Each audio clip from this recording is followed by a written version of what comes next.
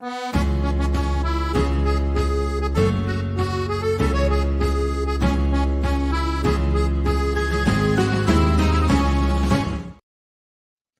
and welcome to Net That Haul. We're back for the double Gameweek 28 Matchups show.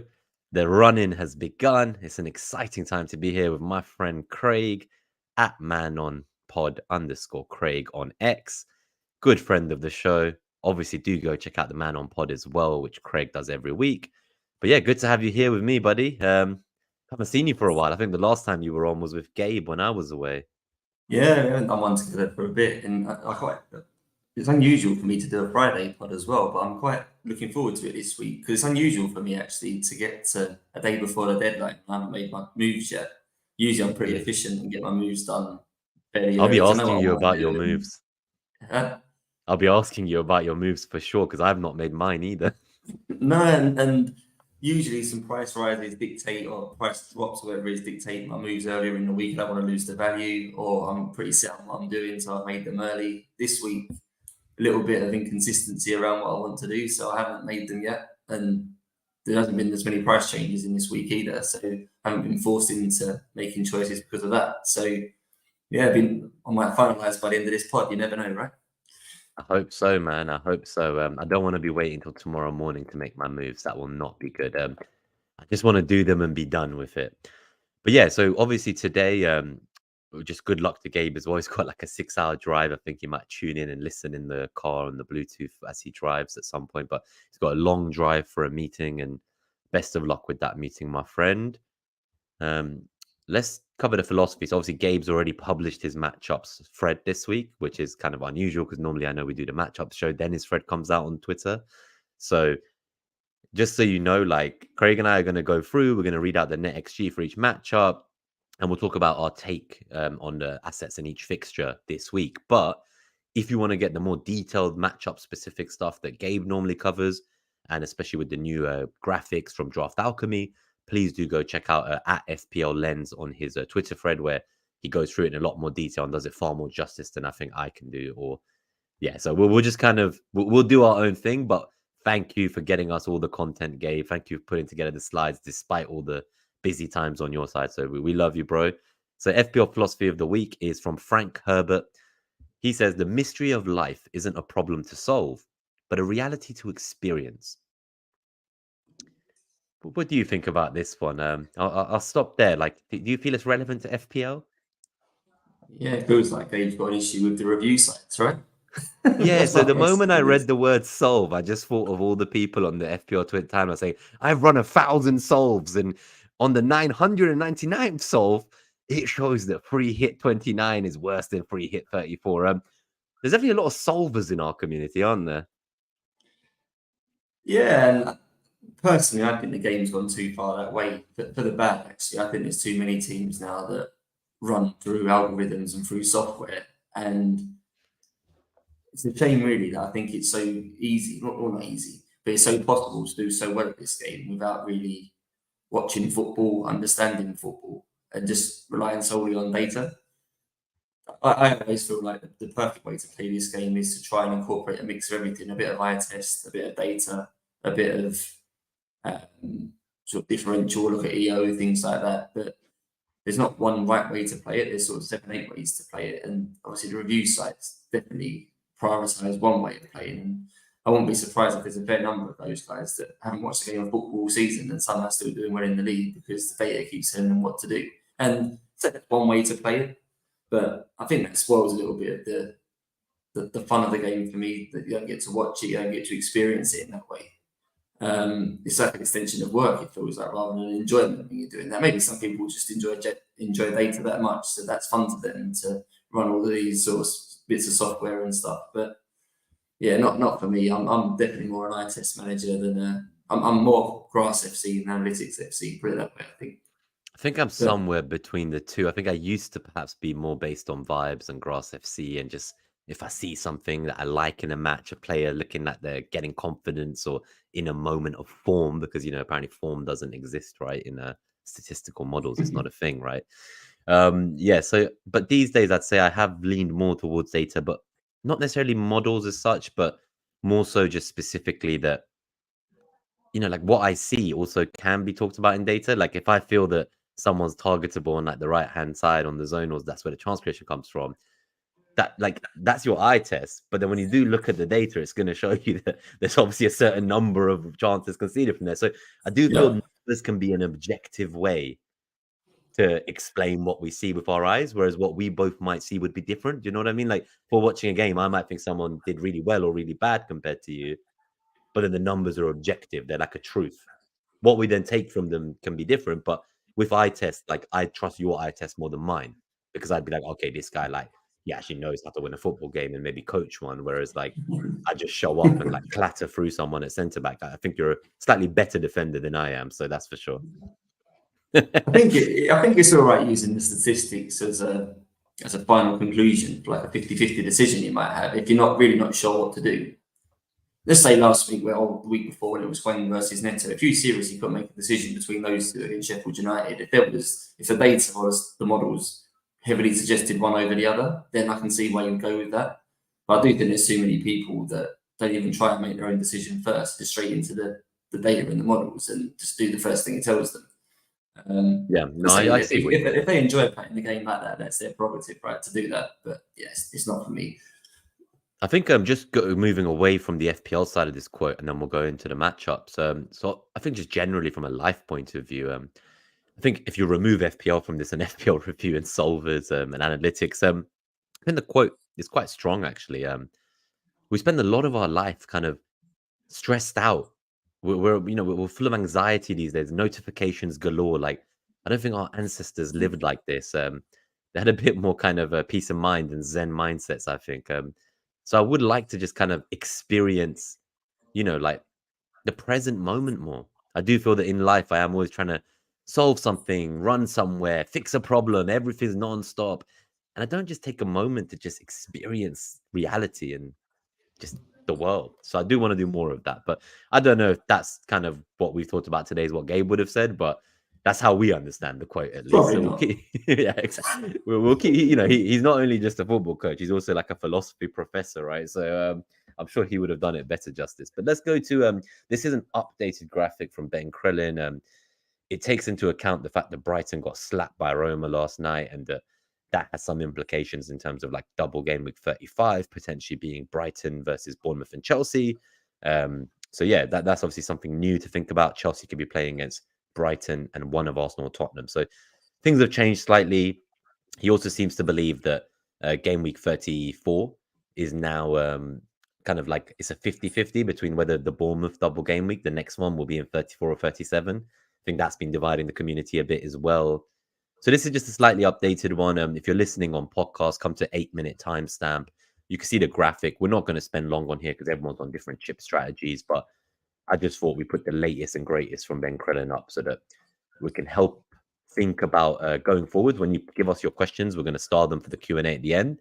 Do let us know what chip strategy you're on because I imagine our answers would be different, wouldn't they, Craig, if you're like buying a Bournemouth or Luton player this week, depending on whether you are free hitting next week or not. And I can't really give advice or answer questions if I don't know what your chip strategy is. So do let Yeah. us know, please. Just one quickly point on this. I think it's for people like me that have still got a triple captain to use.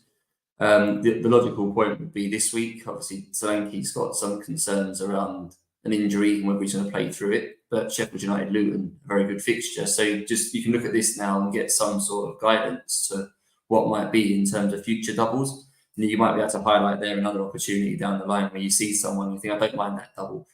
As an example here, Manchester United have a strong chance of 2 home games in game week 34, one of which would be Sheffield United. So there might be an opportunity to triple captain a Bruno or a Højlund or something in that week. That might not appeal to some people, but just to highlight, that's one sort of future opportunity where we might get a double.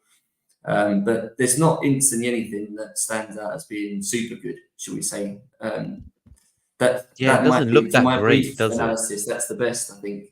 Yeah, nothing looks that great. Like the most likely teams to double at the moment. So he's put them as 70 to 99% odds in game week 34. Crystal Palace against West Ham and Newcastle, and Sheffield United against Burnley and Man United.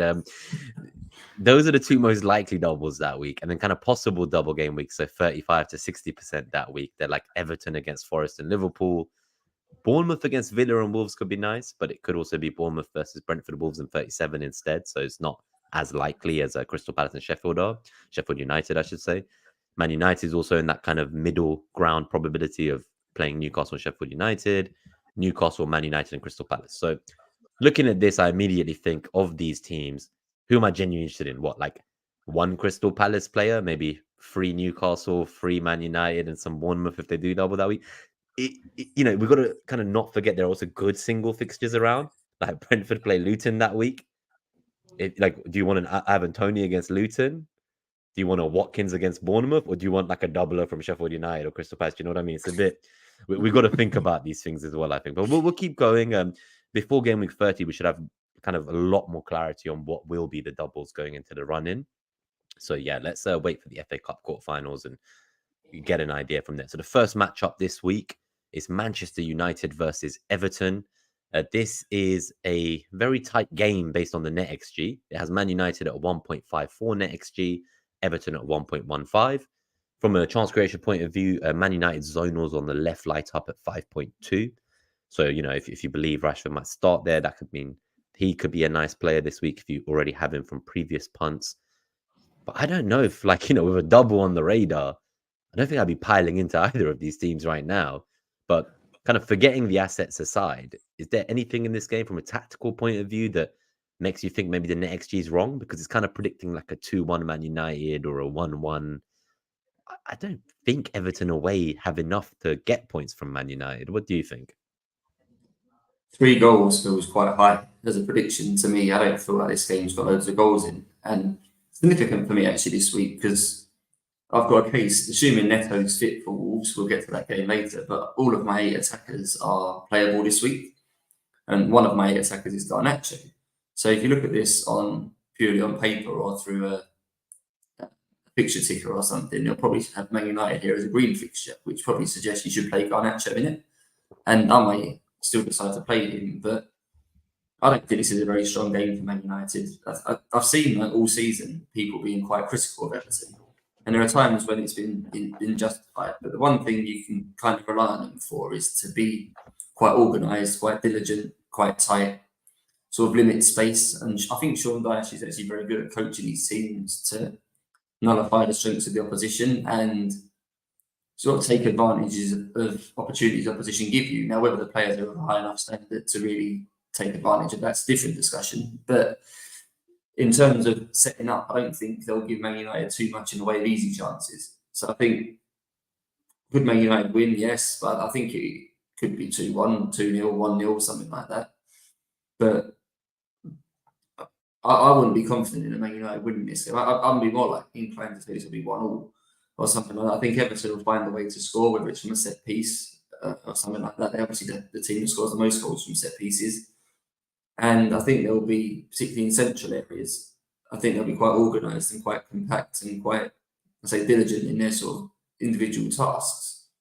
That Man United won't get much easy sort of creativity against. And maybe Decore on the counter attack could be a threat, burst into that space, sort of either side of Casemiro.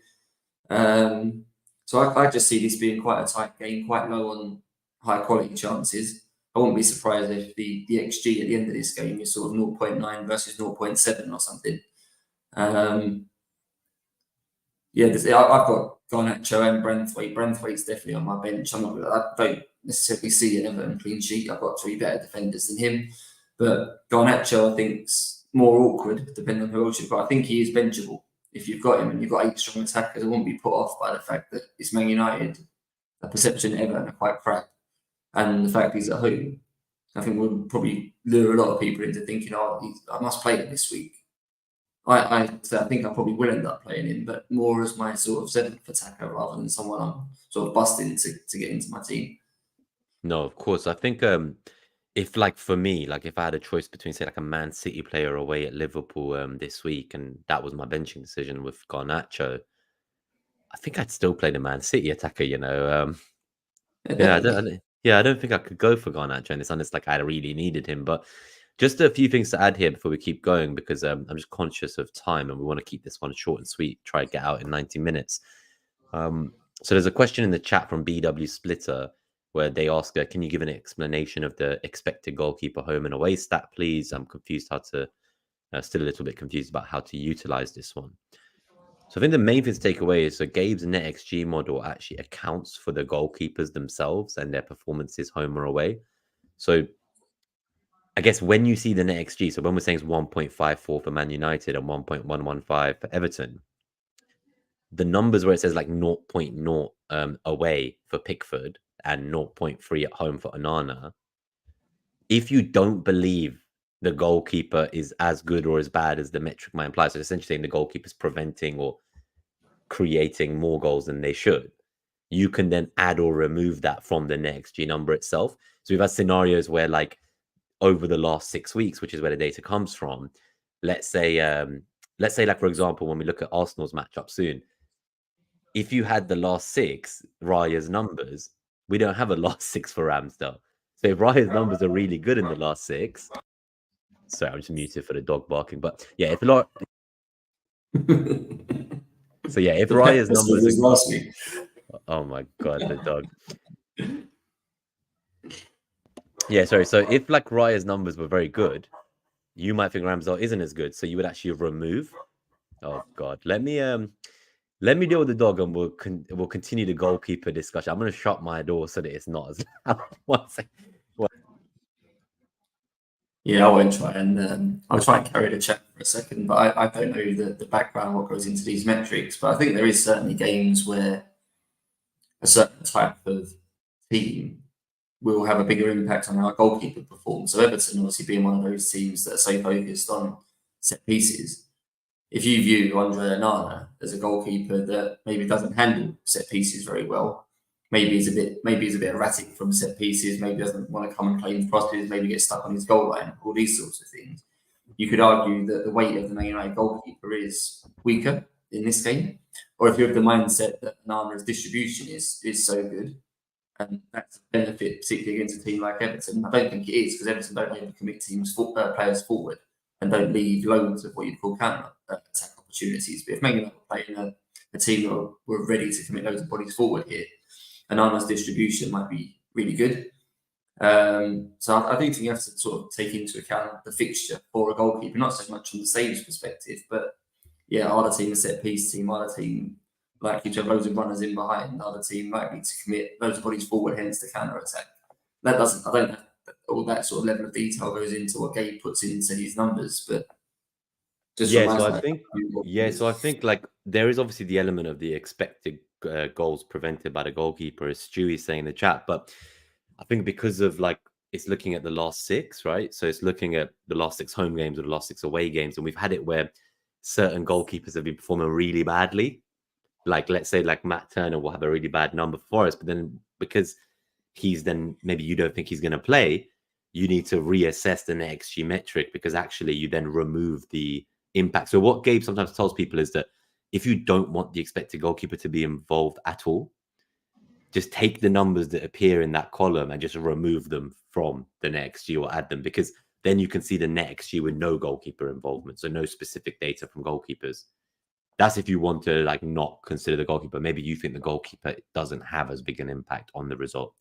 So there is that option as well. But we'll share more info for you in the Discord BW Splitter once Gabe's back. But yeah, my dog's she's a very small dog, but she's kind of like a guard dog. If she hears people outside or like delivery men knocking on the door, she barks so aggressively that when I go to open the door, the Amazon drivers have like run down the stairs for their life. They think it's like an XL bully waiting for them, but at least she's protecting the house, I guess. Let's keep going. And we will come back to some of these assets, I'm sure. So Bournemouth versus Sheffield United. I never thought I'd say this is the game that I am most excited about this game week. Sheffield United, I don't know what to say apart from that they have been dreadful this season. I think it's a minus 50 goal difference, is it? That I can't even comprehend that. Like that they're just in a different planet. But this is the game that we're all kind of looking for. And obviously, my concern is there was talk of Solanke from the presser today having not trained all week. But there's some confusion because there were some quotes going around saying hopefully he will train tonight and then play tomorrow. And then it came out a little bit later that hopefully was never a word that the manager used. He just said he will train tonight, not hopefully he will train tonight. So be careful what you read online. And as always with these pressers, I always like to listen to them if it's important to me. Like if you're triple captaining this week, the difference between hopefully and not hopefully in that sentence could be the difference between turning on a triple captain or not. So in those kind of important situations, I advise you, especially with people like Pep as well, listen to how they said what they said, because you may read it differently from their body language and tone than just the written text. So that's just one thing I want to say. Like there's a lot of misinformation out there and quotes that aren't quite what the managers said. So be careful what you believe online is my kind of main takeaway from that. From a data point of view, and then I'll let you talk about what you think will happen in the game. Again, it shows it's quite tight. It's giving 1.56 NetxG for Bournemouth and a 1.08 for Sheffield United. So it does feel that it thinks Sheffield United will score. It doesn't see a clean sheet here, if I'm completely honest. Maybe a 2-1 it says for Bournemouth based on the NetxG. What is your thought? Because I find that quite interesting. Like it's not what I would have expected. You know what I mean? Like I would have thought this would be one of maybe the top 2 or 3 fixtures of the entire game week out of all matches. Yeah, I don't think, well, recent results and performances, more so results, suggest that Sheffield United aren't as bad away. Their home form's been absolutely dreadful. I think they've conceded like 5 or more in like 3 or 4 home games in a row. So they've been getting battered at Bramall Lane. But I think away they've been a bit more, I wouldn't say watertight, but they've been a bit more resilient and hung in games for a bit longer. So take from that what you will. Maybe, I don't know what the reason is for that. I don't think they play a different system or a different shape at home or away. It might just be coincidence and variance that it's happened like this. But you look there at the charts that are on the screen, there's no red there. So again, there's not an expectation that Bournemouth are going to do incredibly well, I wouldn't say.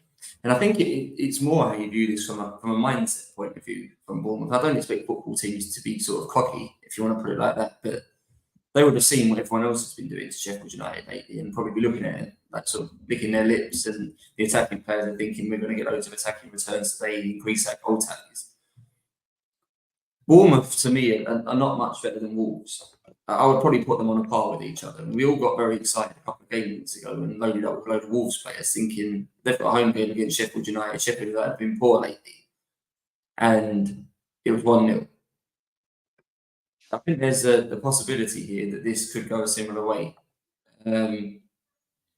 Bournemouth at least have sort of a central striker that they can base their attacks around. Wolves didn't really have that against Sheffield United. They was obviously running with Sarabia, Hwang, Neto, all quite diminutive. None really wanted to be particularly physical and all looking to sort of run into space. And maybe there weren't that much space because Sheffield United defended quite deep.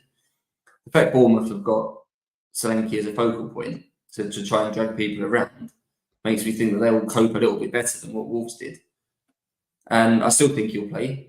I think he's that important. So you'll know from yourself, Nima, as an Arsenal fan, with Saka, that it doesn't matter if he doesn't train for 3 weeks, he's still going to be in the team every week, even if he's carrying all sorts of injuries. And I think Solanke's Bournemouth's equivalent of that. So I won't put too much weight on the fact he hasn't trained.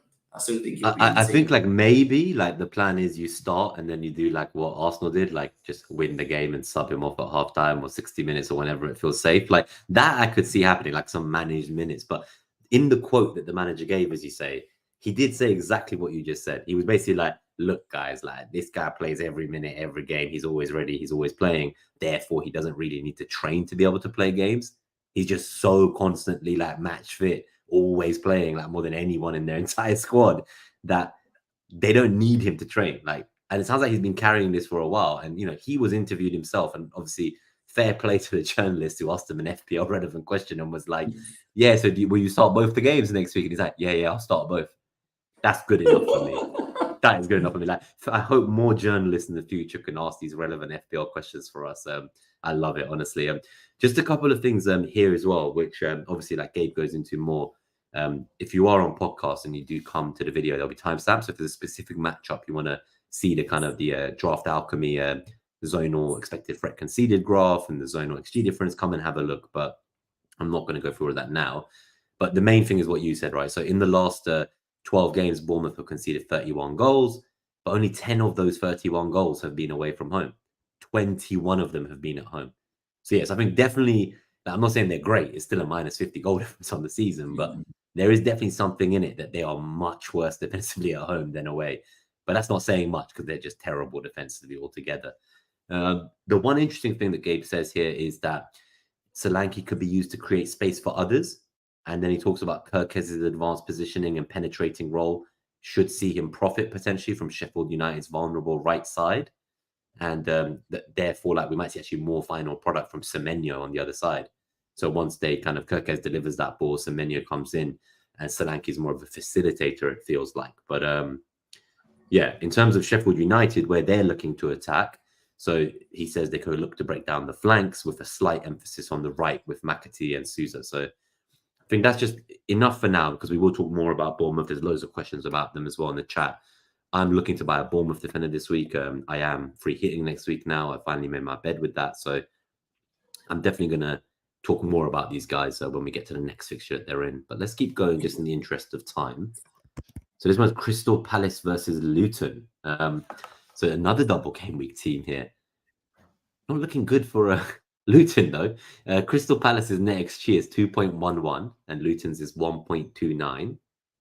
The kind of the zonal that lights up is Crystal Palace's right from a chance creation point of view, 4.3. This is kind of expecting a 2-1 win for Crystal Palace, which, unless Doughty's assisting the one goal for Luton, it's not great, is it? 2 away games for Luton in the double game week. I know they do have a fixture, so obviously if you're not free hitting in 29, it makes sense to buy Alfie Doughty. I think he's probably the only pick I want from their team. I wouldn't want to be piling in on like a Barkley. And there's someone saying that my dog barking is a code that everyone needs to buy Barkley this week. So again, make of that what you will, but I will not be buying Barkley. I'll tell you that much. In terms of Crystal Palace, obviously we've got Glaston's in now, and Gabe talks about the 3-4-2-1 and the fact that he expects Crystal Palace to lean on Eze to exploit the XG matchup on that side. He says, important to note once again that Luton are vulnerable between the lines, adding to Eze's threat in this fixture. Now, this is quite an interesting one, because I was speaking to some people this week about, like, if you had like a 1-week punt this week and you were going to free hit next week, who could you get? And I really do love Eze. Like, I honestly feel that Eze, even despite having just a single game, if you're free hitting next week anyway, could potentially outscore nearly every single double game week mid. Like, I could see Eze getting a double-digit haul here quite easily, personally. But what do you think? Is that wrong? Like, it just feels like Eze's he's got Luton's number here. Like, Crystal Palace will want to win with the home crowd. I'm not overly excited about any midfielders with a double. So I think if you look at team of the week come the end of this game week, I wouldn't be surprised if the whole of the midfield is all single game week players. Which ones is sort of up for debate. I still think Villa might have a couple of players. Someone like Leon Bailey could have a good week against Tottenham, for example. But yeah, Eze's one of those that could be very good. But the issue I've got at the moment with Palace, we've had 2 league games now from Glasgow, and I haven't really been impressed with them in either of them. I had a home game against Burnley where I thought they were second best until there was a red card. And even then, after the red card, it still took another 30, 40 minutes to break 10-man Burnley down. Eventually, obviously scored 2 goals and won the game. Then Tottenham, it was fair enough, it was away, so the different sort of tactical set from Palace, a little bit more of not having the ball.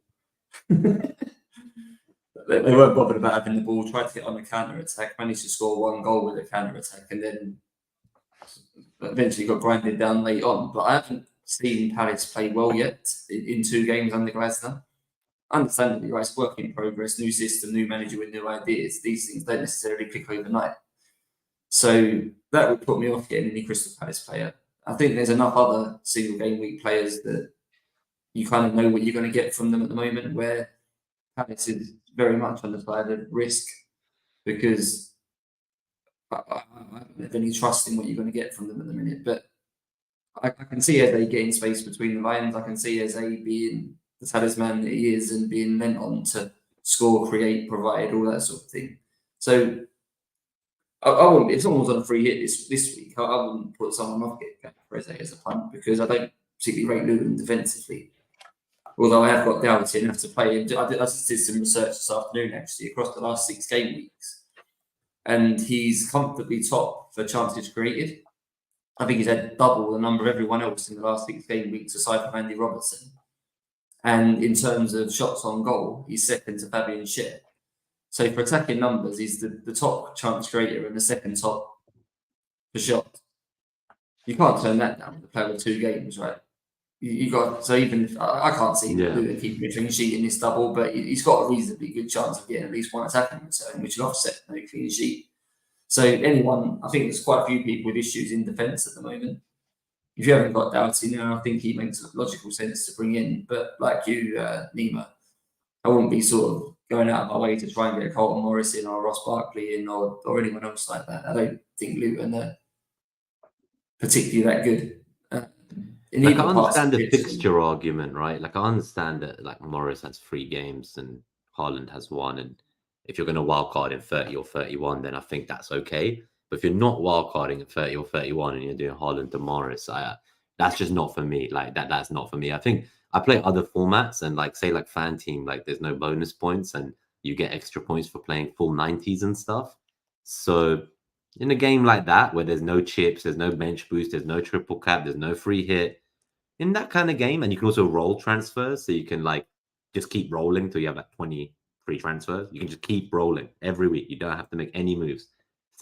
So in that scenario, like, yeah, like I would potentially be more entertaining that kind of move, like a Haaland to Morris, because there's no bonus for Haaland there. There's no, Morris is gonna not necessarily create so much, but he could be the one to benefit from this, right? Like if Luton are going to get anything, it's probably from a set piece threat, in my opinion, or from a whipped cross in from Doughty from his 20 crosses a game or whatever it is. So I do feel that, Morris should be able to take more from this. But I don't know whether Adebayo being there or not is good or bad, because I feel when Adebayo is there, like if anything, he might become more of the focal point. So it's almost like, what's your poison, right? Do you believe it's better to have Morris now that he's going to be more the focal point? Or is it better to have Morris when the Luton team as a whole is stronger because Adebayo is there? So yeah, I've not seen Adebayo's fitness. Do you know if he's fit? Have you seen the presser? I don't think he's playing. He's still red flagged, I think, on FPL. There's an unknown data around his hamstring injury. I don't think he plays, but I think Morris is better with him because Adebayo is there to be the target for all of these long balls and direct passes, and then Morris is there for the second balls and the knockdowns. It doesn't really matter if he gets the knockdowns, yeah, for sure. The one thing I remember the chaos they caused, by the way. Do you remember the chaos they caused against Spurs when we all thought, like, I'm pretty sure I captained Son in that game or something, and then I can't remember who it was. I think it was Basuma got the red card in the end of the first half, and Spurs won ultimately, but they were causing a few problems. Yeah, Luton did cause them some problems though. Like I do remember, and it was exactly what you're saying. Like it was like those knockdowns, and there's just a menace in the box, the way they're just all just jumping up and getting that second ball as well, as you say. It might not work here actually. The fact Palace have now gone to a back 3 and had Joachim Andersen in the middle of that back 3 probably helps Palace in this game, because it basically means he's always going to be in the middle of the goal, in the middle of the back 3. He's their tallest player, their most dominant player in the air. So if Luton are going to be looking to put, or Doughty, should we say, he's constantly going to be looking to put balls on the penalty spot for people to attack, you'd expect Joachim Andersen to always be in that zone. And with the best in the world, Luton obviously got a lot of targets from these sorts of crosses, and this is how they like to play. But they're also probably up against one of the more aerially dominant centre-backs in the league, who's always going to be in the zone where the ball's heading. So I would trust Joachim Andersen to win quite a lot of headers against the likes of Morris and the Luton defenders and all that are going to be in there. So the question is going to be, can they get the crosses and stuff to fall onto the outside centre-backs? Because I can just see Anderson being in there to head everything away. Could be quite good for BPS in this game, actually, Joachim Anderson. He might end up with 3 bonuses. I would not be shocked if Palace get a clean sheet here, man. Like, honestly, I think, like, I appreciate Luton score more goals than the likes of Sheffield United and Burnley, and like they have some kind of chance of survival, especially if they keep playing in this quite entertaining way. Like if there was one of these teams I didn't want to get relegated, it's definitely Luton Town, because I enjoy watching them. Like they bring some joy to the Premier League. And I think around too much, yeah, it is the thing when you hang out with bloody Ash, like you end up just like through osmosis becoming like a Luton Town fan. You not see the episode where he had Big Man Bakar on, and obviously big man because he didn't support any Premier League teams, and now he's a bloody hatter. All it took was one stream, and now he's a hatter. Jesus Christ. So yeah, Ash is very good with convincing. Let's keep going because we spent about 10 minutes on this match. And we'll talk about Luton again, obviously, in the second fixture for them. So Wolves versus Fulham. 1.97 NetxG for Wolves, 1.2 for Fulham.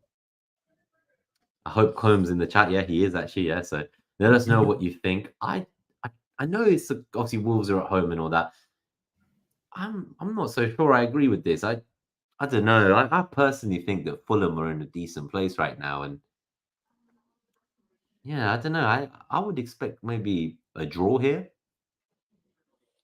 It looks like a comfortable win on the NetxG, but I don't think I'd agree with that. I think Fulham are one of those more up and down teams in terms of home versus away. I think they're usually pretty reliable at home. Away, they can be a bit unreliable, a bit like Brighton. But they've got threats and outlets at the moment. Since Muniz has come into the team, he's obviously been. I think he's quite consistent for sort of 2 shots on target every game. He's getting fairly regular goals, and he's generally quite a good outlet for them. He's probably been a bit underestimated and underlooked by a lot of FPL managers. I know there's been obviously a big sort of clamour for the likes of Solanke and stuff. People don't want to sell Watkins, don't want to sell Haaland, so fitting a Muniz into the team is pretty tough. Might be something to look at for managers soon if they want to try and get Salah back in the team with Haaland and Son and Saka and all these players. You have to be some give and take somewhere. Maybe they can get Muniz as a third striker. And I think that is going to be the difference. I think here Wolves don't really have that player, so we don't know at the moment. I don't know what the state of Neto. I don't think he's trained today either. But he's another one like Saka, like Solanke. That doesn't mean to say he isn't playing. And I think he went off last week with some hamstring pain. They obviously took the precaution to take him off at half time in that fixture last week. But I don't think it was because he was out and injured. It was a precaution. So he's had now some recovery time from that, and he may be fit enough to start this thing. So he will be the outlet for them again. But yeah, I'm not really sure where I stand with this. I would say this is going to be fairly low scoring again. I'd probably put this down as a 1-1 type game. Sit on the bench, not want to commit to. I think 2 goals for Wolves is a bit optimistic for me. Obviously in the chat as well, you know, like Blonde's mentioning that Wolves have plenty of injuries. Dawson is 50-50. Stewie says Wolves are missing He-Chan and Cunha, makes them slightly toothless. It definitely doesn't look great. Now, I also think obviously Muniz's data isn't really like pulling through here, and that might change things if he'd been playing for longer. But the main thing here, I guess I would say, in terms of Gabe's perspective, he says that that the lack of expected threat for Wolves could be a measure of their counter-attacking style. They will require more build-up in this one as they're going to have significant possession.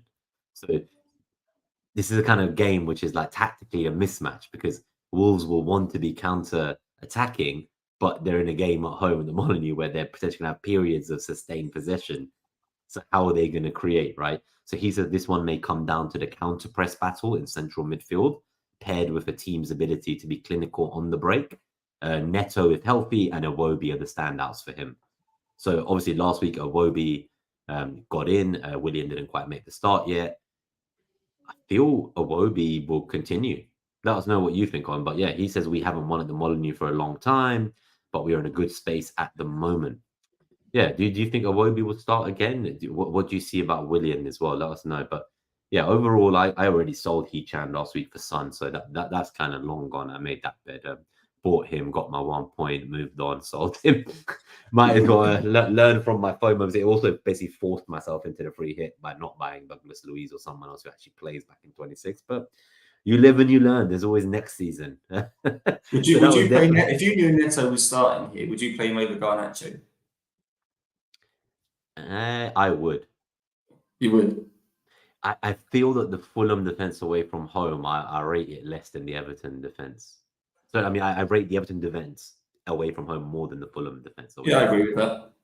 That's okay. Where I think I stand on it. But because apart from Muniz, just in terms of him, I think the one thing to say is obviously like Fulham have been looking to get like a striker for some time, and like they're trying to find the right guy since Mitrovic left, and it does feel like he's quite exciting and like obviously he has ambitions of becoming like a key part of the Brazil squad in the future. And I do think that he might be a little hidden gem that we're all just kind of ignoring for the likes of these double game week strikers like Morris. So I think when it comes to game week 30 and beyond, and when you're trying to fund someone like Mo Salah, he could be an enabler for me if I move to like a 3-5-2. It doesn't mean I'll play him, but it'd be nice to have him. So yeah, I'm really excited by Muniz, and I'll be definitely watching him this week because he might be an option for me on my free hit next week as well. I'll have to think about that one. I would pick him over Morris next week, that's for sure, but that's just my opinion. Arsenal versus Brentford. So this is the 5:30 kickoff on the Saturday. Team in form versus a team very much not in form. Recipe for a banana skin game. 2.31 net XG for Arsenal, 0.93 for Brentford. I had a look at the last 7 game weeks since the winter break in 2024, and Brentford are 20th for expected goals conceded in the entire league in that period, with something like 15 expected goals conceded, and Arsenal are like bottom with like 2 expected goals conceded total in 7 games. Despite that, the fact that Ramsdale comes in here and Jorginho, I don't think will play personally because he'll be safe for Porto. That's already 2 changes. So you've got Ramsdale coming in, you've got maybe Trossard starting up top with Havertz moving back to left centre mid, and they kind of fluidly rotate. And then Martinelli's got the cut on his foot. You know, we don't know, like, does it require stitches? Is it just a paper cut? Is it a gash with his inside of his foot falling out? I don't know, right? So there's also a world in which maybe Trossard has to then play on the left wing and Jesus has to come in as well because he's getting rushed back because Martinelli ain't ready. So there could be 2-3 changes in this Arsenal team, and it's home.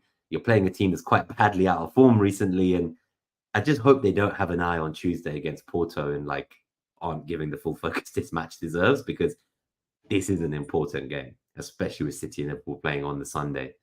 So for me, I'm predicting a 3-1 here. I'd say the NetxG kind of agrees with me. Maybe it's looking at more like a 2-0. But yeah, for me, this is like a 3-1. For some reason, I don't agree with you, Nima. She's like, how dare you say that Arsenal are going to concede, you pagan? Leave it. I think my wife must have come home and now she's like, how dare you lock me in this room with you, you bastard. Let me open the door and kick her out then 1 second. Oh my God. But yeah, so in terms of like what I think, yeah, I do think that this is going to be a win. I don't think we should take them lightly. I don't think Arteta will let them. But overall, like, this is like a fantastic game. I'm playing Saka, I'm playing Gabriel. No chance in a million years I'm selling those players for a double game week player in either midfield or defense. They're staying in my team. People are saying, oh my God, you're crazy. Like in game week 30, they're going to play against City and you're going to free hit and they're still going to be there. Okay, so I'll just bench Gabriel against City and like play Saka still. I don't care. Like, I just don't get it. Like Saka right now, I think he's like 4th or 5th in Europe for goal and assist contributions in the whole of Europe of every player. So like that is not a player I'm kind of scared to own regardless of the opponent. But yeah, let me know what you think. I'll let the dog out of the room while you say that. But yeah, what do you think? Because I honestly don't see us keeping a clean sheet. Something feels off about this game for me, like a kind of, as I say, a banana skin. I think for me, Brentford historically have been that team that on any given fixture can be difficult. Thomas Frank has got players that can make life difficult. He's got tactics that can make life difficult. And we've seen numerous examples, maybe not so much this year compared to other seasons, but there's plenty of examples in the Brentford back catalogue of games where they're not the easiest to play against. They waste time, they keep in good shape, they frustrate, they win all of their sort of individual 1v1 battles and teams can't break them down. And I don't know what team Arsenal are going to pick here, because will Brentford play? They'll definitely play 3 at the back and wing backs. I think that's fairly clear. But will they give any freedom to the 2 wing backs, or will they just basically sit in the back 5, knowing that Arsenal attack with a front 5 and hope that they do the job defending 5v5 against Arsenal? If Arsenal are expecting that, are they going to play something different in midfield, which basically allows them to get sort of a 5.5 attack, like 6-man attack? Like, when Rice has been playing with Jorginho, obviously it's been quite visible that Rice is getting in the box more when he's playing with Jorginho, and he's become basically a sixth attacker, but coming into the box from late and making sort of different types of runs. Will Arsenal look to do that again and leave Jorginho there as the sprayer of passes, get the ball off the defence, progress the pass, and by having him there, that allows Odegaard to play higher. With Jorginho not in the team, Odegaard ends up playing deeper, nearer to Rice, and then he's can still dictate the play and run the game, but he's doing it from maybe 20 yards further back. If Arsenal want Odegaard up near the goal or near the area to create in this game, then I think they do need Jorginho in the team. So I know you just mentioned that you thought he'd be held back for Porto, but that's the other thing I'm concerned about. So part of me thinks like, does he just roll out Jorginho anyway? Like you just focus on this game ahead, and then like you see what happens by Tuesday, basically. So there is a world in which Jorginho does start, and it's just that exact same team that's been steamrolling recently, as you say. If he plays, dictates what Odegaard does, basically. And I think that's the key thing. He's the key cog for Arsenal, right? He's the one that runs the game. Most things go through him. He's pointing, telling people where to go, initiating the press, making sure that certain zones are covered. He may not be the flashiest player in Arsenal, so he might not get all the credit that a lot of other players get, but he's the sort of dictating the orchestra almost in the Arsenal game. So where do they want him playing? Do they want him back nearer to Rice in a deeper position doing that? Or do they want him sort of in his normal sort of number 10 position doing that? And the answer to that question probably dictates whether Jorginho plays or not. I think so. I don't think the other guys are ready, by the way. I don't think personally that I don't see Partey or Jesus starting any games before the international break. I think they get like another 15, 20 minutes here, another 15, 20 minutes against Porto on Tuesday. I just do not see them playing. And like I definitely do not see Rice getting a rest. I'm sorry, Tricky. Like, I just don't see it. Yeah, he's for me. He's like a lighthouse, as they call it. That's what Arteta called him when he signed him. He brought him in to be the lighthouse of the team. I think he's going to be a mainstay long term, every single minute, every single game. Yeah, I just don't see it personally. Like maybe I'm wrong, but I just don't see it. I think those kind of players, there's those type of players where you rest them and then they get injured because they got rested. There are also there are managers who talk about these. There's these certain players where they're just actually more used to playing, and resting them is more likely to cause them an injury because then there's been too long between games for them. Rice is going to get a huge break after this. We're not playing again till March 31st after next Tuesday, and even the international break, the first game won't be till at least a week on Tuesday after Porto. So I think he can start both games, play 90 in both, get a 1 week rest, and go off with England personally. But yeah, let's see. It's such an unknown quality, right? When Arsenal paid 100 million for him, obviously they're playing for a lot of quality on the pitch. But the fact he's so durable, manages 60, 65 games a season. He did it for West Ham last year when he got to the Europa League final, right? It's such an sort of an underappreciated attribute of someone that they avoid injury. They play so many games. They can play 2-3 games a week and still their performance don't suffer for it. And Arsenal got that from Rice. One quick question, Eli. For those that aren't getting Solanke this week, yeah. Do you think Saka's the next strongest captain? So he's my vice captain right now. But I'm a sucker for double game weeks. It's almost like I can't not captain a double game week player. I captained Morris earlier in the season too, so I'm that kind of guy over Haaland, for instance. But I would captain a Bournemouth defensive asset if I didn't go for Solanke. I think even though I believe Saka will smash it this week, and I'd love to captain him, I have to go for the double game week, or I just can't. There's something in me. It's that double game week fever. Whether it is a clever thing to do or not is debatable, right? But I'm just a sucker for the 180 minutes. Never ends up being that way. I don't have that in this, luckily. So as Nandish said, if you have Neto and goal, I will be seriously considering him as a captain. I can't think of anything better. Yeah, Sheffield United and Luton at home. As I've just never seen a double game week with 2 home fixtures of that caliber. I appreciate Bournemouth but not Man City or Liverpool, but just the fixtures alone, it's like I'm foaming at the mouth. Fucking hell. We'll keep going because I'm sure again we will talk more about Arsenal at some point, and I don't want to make it the Arsenal show.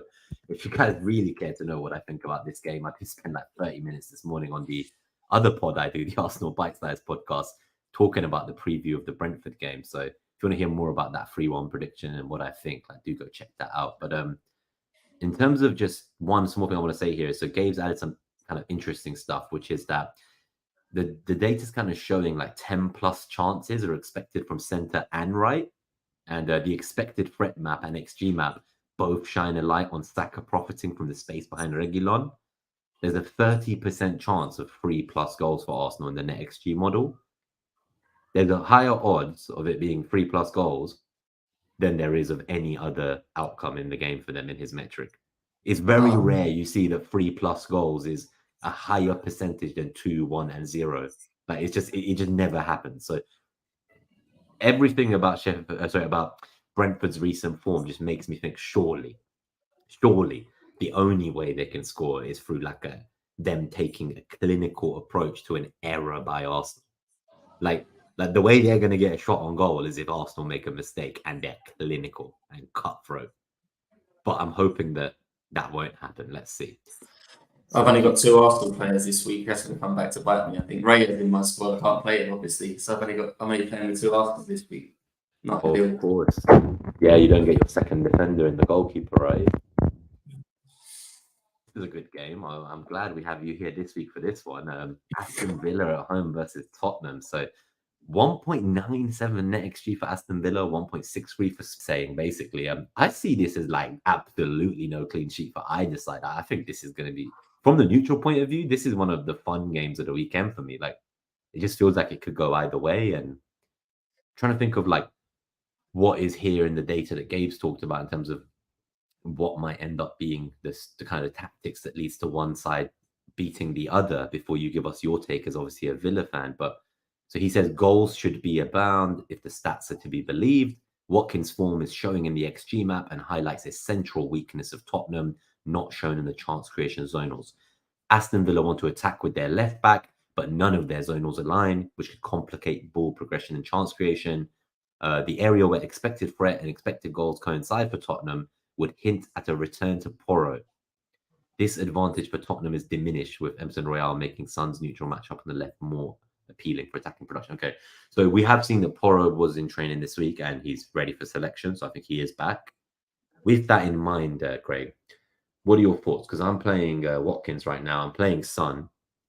I'm not playing any defensive assets from our team, and I'm praying for like a 2-2, 3-3, 4-4. Like I want goals from both those players. Like, what do you think? Are you confident going into this?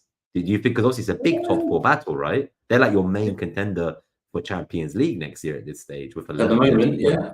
Yeah. How do you feel? I feel like this is an 11-a-side game taking place on a 5-a-side pitch. That's my sort of interpretation of this game, because both teams want to defend incredibly high. Both teams are happy to leave space in behind for teams to run onto, and both teams are looking to try and dominate the central zone of the pitch. Obviously, both teams can't do that, but so much training happens in small rondos and things like that. So people are used to playing in tight spaces. But I think of all the teams that sort of defensive lines, how they like to defend, these are probably the 2 that try and play the highest line and leave the most space in behind and rely on Tottenham's case, Van de Ven's pace. Should someone break the offside line, and in Villa's case, Hezri Konsa at the minute is probably not quite as quick as Van de Ven, but he's a defender with recovery pace. I think both teams have got quite a small team, and not, I would say, people that naturally want to go and be dominant. I think Villa's defence are generally sweeper type players. Pau Torres, Hezri Konsa, they want to go and dominate the ball. Tottenham got Van de Ven a bit like that. So Villa particularly concede quite a lot from set pieces because no one really wants to go and attack the ball. Tottenham, Romero aside, I think have got similar problems. So there could be goals from set pieces because both teams, I think, are a bit weak defensively from them. Both teams will play high lines and try and catch a position offside. There's obviously lots of opportunity for that to go wrong in both situations. So Haaland and Son, Watkins and Son, you'd expect them to be the 2 most frequently trying to run in behind. Who's going to be able to feed those 2 the best? Who's got the most creativity in their midfield? You imagine Tottenham have probably slightly got the advantage with Maddison in the team. I think his creativity is better than any individual Villa player. Villa have got Leon Bailey, who's creative in different ways to Maddison, not so much with through passes. He's more of a 1v1 sort of dribbler threat out wide. And we'll need him because we've lost our left-sided midfielder. I'm not sure what we'll play here. Will we play Morgan Rogers again, who we bought from Middlesbrough in January? He's played a couple of games lately as our sort of left mid, should we call it? But it could be a game for Zaniolo to start actually down the left here. He's had a couple of games there. We haven't seen much of him recently for starting, but I think I'd rather see his extra height and dribbling compared to Rodgers in this game. So I don't know if we'll get that. So Jacob Ramsey, he's injured, ruled out, yeah. So he won't make. Okay, I picked him up on a free agent pool in a draft league last week, and I saw he was flagged, so I've dropped him already. But it's not a serious one. He's obviously missed a lot of the season with a serious injury. It's not so it's not the recurrence. Okay, that's good to know. What do you think of this? Tricky MFOs, does this make either Bailey or Maddison more appealing than Bowen? Obviously, Bowen's at home to Burnley this week. But what do you feel about that? Like, I don't know. I wouldn't pick Maddison because I don't think Maddison will score. I think the other two have got genuine goal threat, but Maddison could get 2 or 3 assists in this game, right? I'm up at the bonus as a result. I'm not saying he couldn't get points, but I think his ceiling is the lower of the 3. You spoke earlier about a 1-week punt when you was talking about Eze. Bowen, we already saw it against Brentford recently, right? He's got a hat-trick. Could he do that? He could.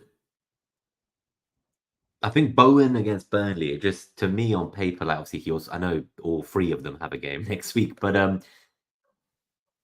I like to spread my eggs a bit as well. So I don't know if I'd almost want that next Spurs player next week. I don't want them away from home here. Like I know we're saying there's gonna be a lot of goals. Maybe it's my bias speaking, but I have a gut feeling that Villa win this game. I think Tottenham concede for fun, and it's very entertaining for us, but it's very much basketball game. And I'm not like, I know that would make you think, let me double up on the attack, but just this, like, maybe it's wrong of me, but it's that double game week fever all over again. Like, you know, there's people this week buying like Ross Barkley instead of Bowen or Bailey or or Maddison. So like, like, I think maybe if you're in that kind of boat and you are looking for a midfielder, I wouldn't be buying a Bournemouth or Luton midfielder. I'd be buying any of those 3 you mentioned, Tricky. That's my take. But let's keep going because we're going to talk more about these guys soon. And I think the more time we give to the Q&A, the better, because I've already started like 19 questions from the live chat so far. So so we're gonna have a lot of questions to go through for certain. So I think we'll just keep going and try to stick to like 5 minutes. I'll answer that question quickly. I'd rank them Bowen, Bailey, Maddison would be my preference order. Yeah, I think personally I'd go Bailey, Maddison. I really like what I'm seeing from Leon Bailey. I just think he's more likely to score as well, as you say, rather than perhaps just get all the returns through assists. Okay, so where are we? 57 minutes. We're at the Brighton versus NFO game. So my boss team right now is triple Brighton in the starting lineup. My weekly fucking rant is back. Lamperty and Estupinian, they're both there, either side of Gabriel in the middle of my back 3. I'm looking at them and I want, honestly, like, it makes me sick to my goddamn stomach. No matter what I do, no matter which one of these wankers I play, it just always goes wrong. I never get any points out of them. I think whoever I was speaking to, I think it was Gabe, who said that you basically got like a single 9 million Brighton defender. Like between them, they make up one fucking whole player. Last week I started Lamperty, subbed off at halftime, 0 points. I was gutted. Estupinian played the whole 90, but he got 0 points anyway, thanks to his yellow card. The week before, started Estupinian for his 1 point. Lamperty bench 6 points because I got a leak from fucking fake Mr. Lion with his bullshit news that Estupinian starts. And I thought, oh my God, Estupinian behind Matoma, I have to. The week before, I made a great call. Estupinian 1 point, Lamperty 0. I gained 1 point that week. The week before that, Lamperty 2 points on my starting 11, Estupinian 0. So I'm at the point now, where my move this week, it was pretty set. It was going to be Estupinian to a Bournemouth defender. And then I saw Estupinian didn't start last night in that demolition from Roma, but Lamperty did. So now I'm second guessing myself because I'm like, what if Estupinian is the one I sell, but then Lamperty doesn't play, and Estupinian, this is the one time at home to Forest he actually gets like an attacking return and a clean sheet. Like, what do I do, right? On the flip side, to save myself from the pain, Craig, I'm not considering just taking a -4 and selling both these fuckers. I'm genuinely close to that. Like, I'm like, you know what? I just can't deal with this anymore. Like, instead of just selling the wrong one or benching the wrong one, let me just get rid of both. Let me just be done with them. Like whichever one of them returns, I don't ever want to know. I don't want to look for the Brighton lineup ever again. I don't want to have to see who's in the lineup. I want to remove it from my mind. I just want to kill off Brighton defense and ever thinking about them again. So is it crazy to be taking a -4 to sell 2 Brighton defenders when it's 2.06 NetxG for Brighton and 1.17 for Forest? It's implying a 2-1. Doesn't seem to think Brighton's going to get a clean sheet here. What do you think? I'd be tempted. If you've persevered with the sleeper hand for this long, I think I'd give him this game.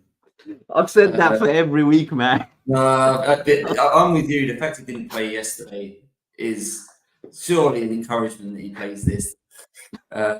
You can never tell with De Zerbi, right? I think some managers have got a degree of predictability about them. Obviously, people do quite well trying to predict the Man City lineups and stuff. Brighton just seem a lot of themselves, right? Last week, they've got all these injuries and chaos, and then they benched Pascal Gross as well, right? Unexpectedly, and played Van Hef, who's been centre back all season, decided to dump him in centre midfield. I don't think I've ever seen him in centre midfield in his life. And we saw him there last week against Fulham with Gross on the bench. So he's a lot to himself. And I do worry a bit with Brighton now. Not that they're on the beach already, but now what are they playing for? Is this like the finale of the season now? I know we've still got quite a long way to go. But is De Zerbi just going to look at this now and try things like a Van Hecke in midfield? Like, will we see a Stupinan playing left wing? I'm just talking out loud, but no, various different systems. Hear you brainstorm, yeah. He can see the capabilities of all of his squad now because I don't think they can finish top 4. They've obviously made a mess of Europe now. They look like they're out of that. What are they really playing for now? So the manager may as well learn about his squad, who can play where, what systems could be a plan B, plan C option. I don't hate the thought of selling both, but especially as you've got, if you haven't got Doughty and Kirkes or something this week, you could easily justify taking the -4 and you're getting 4 fixtures for 2, right? So you're getting the 4 points back just in appearances. I've just had a look, by the way. So yes, Estupinian subbed on in the 75th minute. Lamptey got a yellow card in the 67th minute. And Lamptey played the entire fucking 90 minutes at 4-0 down. His injury record that's not great. Oh, that is oh my god. Why? Just why? I also if you've got money in the bank, I'd definitely be moving him on probably to a Bournemouth defender. I think Lamptey. So Stupinan is a different discussion. If you haven't got Doughty, then I can see why you do both.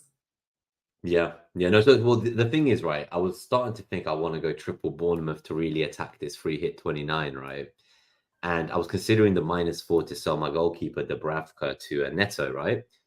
But Areola has Burnley home. So then part of me is like, do I want to bench that? Or do I just want to get both Kirkes and Zabani? Like, instead of picking a Bournemouth defender, do I just basically take my double Brighton defense that's ruined the last 10 weeks of my mental health in FPL and replace it with double Bournemouth defense instead? What could go wrong? Another 2 assholes in my team. It's like I just have to I just love putting all my money into these budget defenders who will never keep a clean sheet. Just a few I can't wait for later in the season. You've got Branthwaite and Tarkowski in your team on your wildcard. They're going to come in, trust me. So BW says, Mary Kondo, your FPL life brother. Nandish says, I took Estupinian out for Zabani and it paid off, thankfully. Claire says, you know, what we're here for. They took Estupinian out for Senesi last week and obviously went off with a hamstring injury after about 10 minutes. They did, but I think BW Splitter did that. But they say my only consolation for bringing in Senesi is that Estupinian's out of my life. So it seems like a lot of people are having these Estupinian pain and they all feel that he's going to haul as soon as we sell. And yeah, BW says Estupinian will play and get you -1. Yeah. Nandish says keep them for their double in 37. No, that is definitely like a sunk cost fallacy. If I keep them, it would be Estupinian for 1 more week. Brighton's fixtures aren't good after this week for a while. You know, with Liverpool away, Brentford away, and then Arsenal home after the blank. Not yet. So that's why I'm kind of ready to move them on, right? Gross I'm playing this week. Home Forest. Here, like obviously Gabe says, like Brighton have too many moving parts to confidently discern what the players' roles will be. The stats indicate goals, but other than Gross as the hub of the attacking design, I cannot predict what that design will look like. And it's kind of what you were saying as well. Like, no one knows what this is going to do, especially now that he's probably out of Europe. He says Forest stats look poor because their attack has limited upside in Trunino style. That being said, the XG matchup seems to favor Elanga, and we know Brighton rarely keep clean sheets, so there could be something there. Yeah, I agree with that. I think that's fair. I think Forest could do better than the data suggests here. And that's part of the thing. Like, I look at this game and I personally don't see a bright clean sheet, hence why I'm potentially willing to just hit them both out. I think I've almost made that bet. I'm very close to doing it. Let's keep going. West Ham versus Burnley. 1.88 NetxG for West Ham and 1.24 for Burnley. So it's predicting like a 2-1 for West Ham. Gabe says all eyes on Bowen in this fixture after his hat-trick last week. But those eyes will have an eyebrow raised like Carlo when encountering the expected threat in XG maps. Zonal chance creation favors West Ham's flanks, so Bowen could find himself creating by taking Taylor on 1v1. Still a good matchup for him. He says the matchup shows more opportunity for Burnley's attacking West Ham's left and central areas. Burnley's right is unfortunately not as creative as their left, so it could take movement from an Odebear across the box and into his right half space capitalize. This is quite an important game for me too, right? Because if I did want to keep a Stupinian, then I go back to my debate of do I bring in Neto in goal to bench Areola? The data suggests that West Ham aren't keeping a clean sheet either. So it's kind of like, is Areola going to get save points here? Like, I know he had a monster haul and he's the top scoring goalkeeper in FPL, but that's inflated by 2 penalty saves. I don't think there's anything to say that he's going to continue saving penalties at a more exponentially high rate than every other goalkeeper in the game. I think you've got how many teams do you genuinely safely rely on for clean sheets? Arsenal generally are pretty good, but you already said in this pod you expect them to concede this week. There's not many other trustworthy teams for defensive points right now, so Ariel's got to have as much chance as any other goalkeeper this week for a clean sheet. And as you say, he's pretty reliable for save points, right? Yeah. So I think that's the question, right? Is it like, is West Ham defense better this week than Brighton defense? That's kind of the question. It's like, let's put it this way: is the upside of like a Kirkes partnered with Areola better than a Stupinian partnered with Areola? It feels very close, doesn't it? I would rather keep Areola and play him. I don't think Neto will lose his place, and it's very likely I'm going to bring him in for the same -4 you said, because say my goalkeepers are Raya and Dubravka. So Raya's unavailable this week. Dubravka's got Chelsea. I think that's a no-brainer for you. Yeah. I would. Yeah. If that was my goalkeeper pair, I'd be straight in. I'm going to do that. So I'm going to get Neto, but I'm not convinced his position is safe for the season. I've seen some mention that the other Bournemouth goalkeeper may get minutes. So you want to make a goalkeeper transfer for a hit in your opposition team and then find out that the goalkeeper you've brought in is at the team fairly soon. So I wouldn't be messing around with the goalkeeper move. I think I'd play Areola and remove the 2 Brighton guys in the opposition. That's what I'm thinking, because what's the worst that can happen, right? The worst that can happen is if Stupinian finally gets the haul I waited for. Let's say he gets 15 points, 21 points, whatever, right? It could be a monster haul. Like, it could be like his entire points from the last 3 seasons added up into one game, right? Whatever it is. But his kind of effective ownership has been dropping by the week as people rage transfer him out. So I'm just going to check what was it last week? I think at most it must have been like 30% EO and probably gone down since. So I'm just having a very quick look. So it's Stupinian. Our good friend Stupinian. So Stupinian in my rank bracket last week was 10.8%. So like what? Like if he gets 10 points, I lose 1 point of rank. If he gets 20 points, I lose 2 points of rank.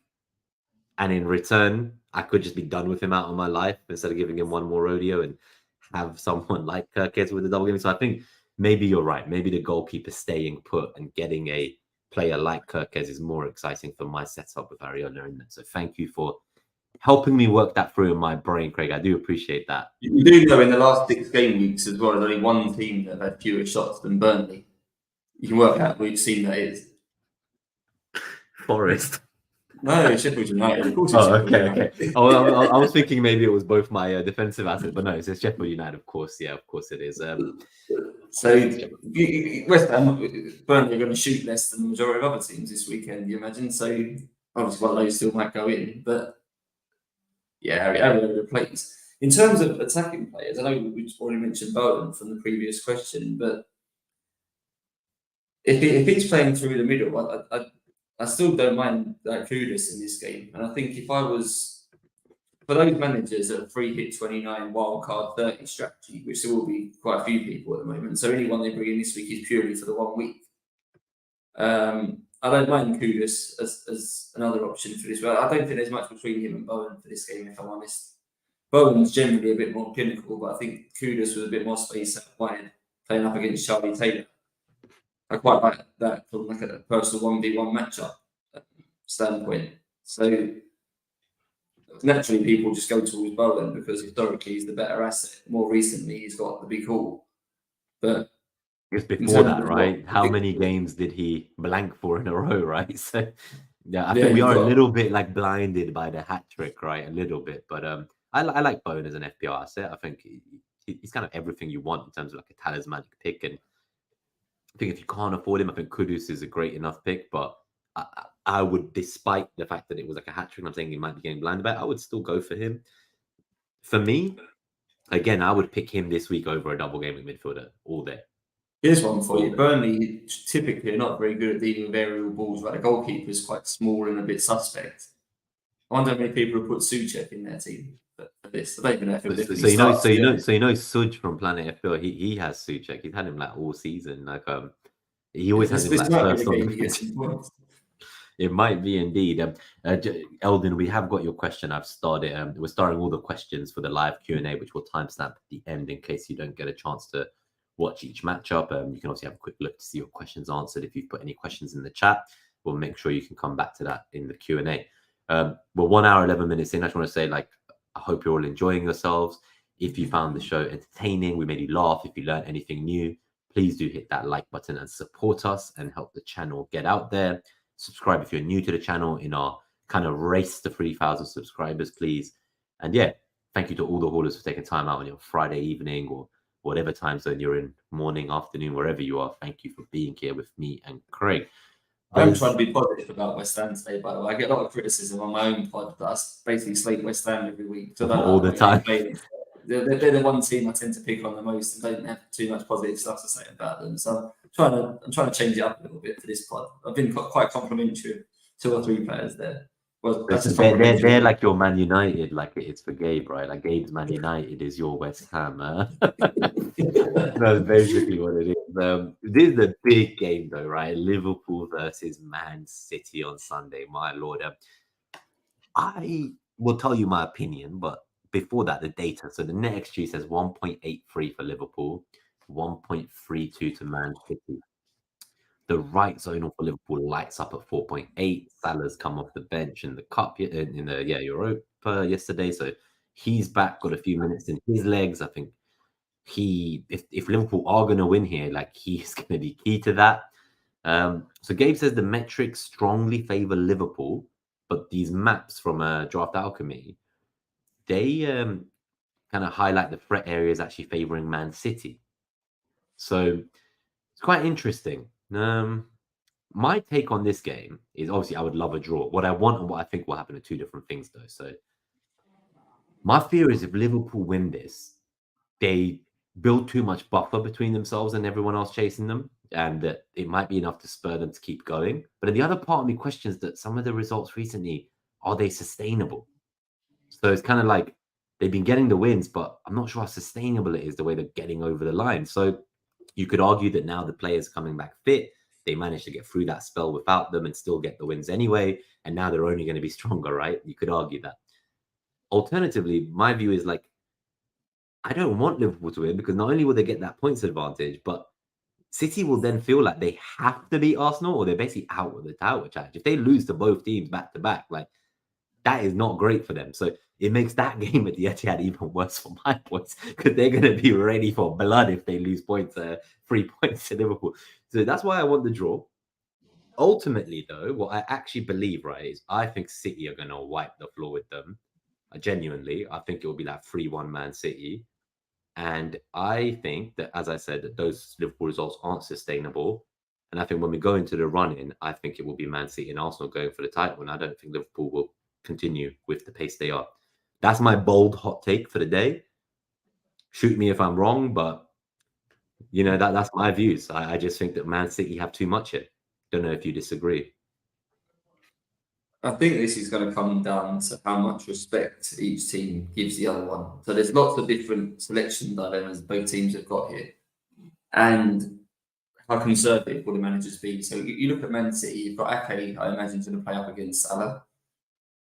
I'll trust Ake in that position. I think as a defensive fullback, there's few better than him. But then what they do on the other side, if Darwin's going to play off the left, then do Man City put Kyle Walker's pace and experience there, or do they put Akanji's height there, who's maybe a bit better at defending against central strikers, where Walker's moves his body and stuff well, but he's always been a fullback, right, not a centre back. Man City have got basically now a collection of defenders that suit individual matchups. So it'll be interesting what approach Man City take. Will they just go with pure 4 solid defenders, or will they try and elaborate on that? Liverpool have got the same problem, particularly at right back. Will they play Conor Bradley, or will they play Joe Gomez, the more solid defender as the right back? I've got faith in Konate and Van Dijk doing quite a good job nullifying Haaland. I think that in terms of attributes of defenders, those two have got all the tools to cope with what he's going to throw at them. Liverpool's midfield is starting to come back, isn't it? Endo's there, McAllister's there, Szoboszlai played yesterday. It's not like they're playing Bobby Clark and Harvey Elliott and people like that in central midfield. So the Liverpool, if this game was 2-3 weeks ago, I'd definitely fancy Man City strongly for this, because the midfield mismatch would have been too strong. But I don't know if all of these Liverpool players are completely match fit yet, and if they've probably got over their injuries, they're always just on the way back. But Liverpool have at least got 3 experienced bodies now to go toe-to-toe with Man City in that middle. I still think Man City attacking is going to be too strong for Liverpool. Liverpool have still only really got one way of playing for me, a bit sort of all-out, fast-paced, tempo. Very direct, right? Like as soon as you get the ball, like they are on the way to your box. Like I don't see many teams break as fast as they do. Like it's scary. It's a terrifying thought, seeing them chasing you down. I think City just got that little bit more in the big moments for me. I think they'll edge this. I don't know if it'll be 1 goal. I don't know if it'll be 1-0 or 2-1. I wouldn't be confident. I think a few people this week I've seen with Ake as their sort of third defender at the moment. Do they play him, or do they sell someone for a double Gameweek defender? That's quite a hard decision for me, because I think Ake has a chance of 6 points here. And normally, if City keep a clean sheet, he's in the bonus. So he could end up with 7 or 8 here, in a tight game. So will a Bournemouth defender match that on a hit?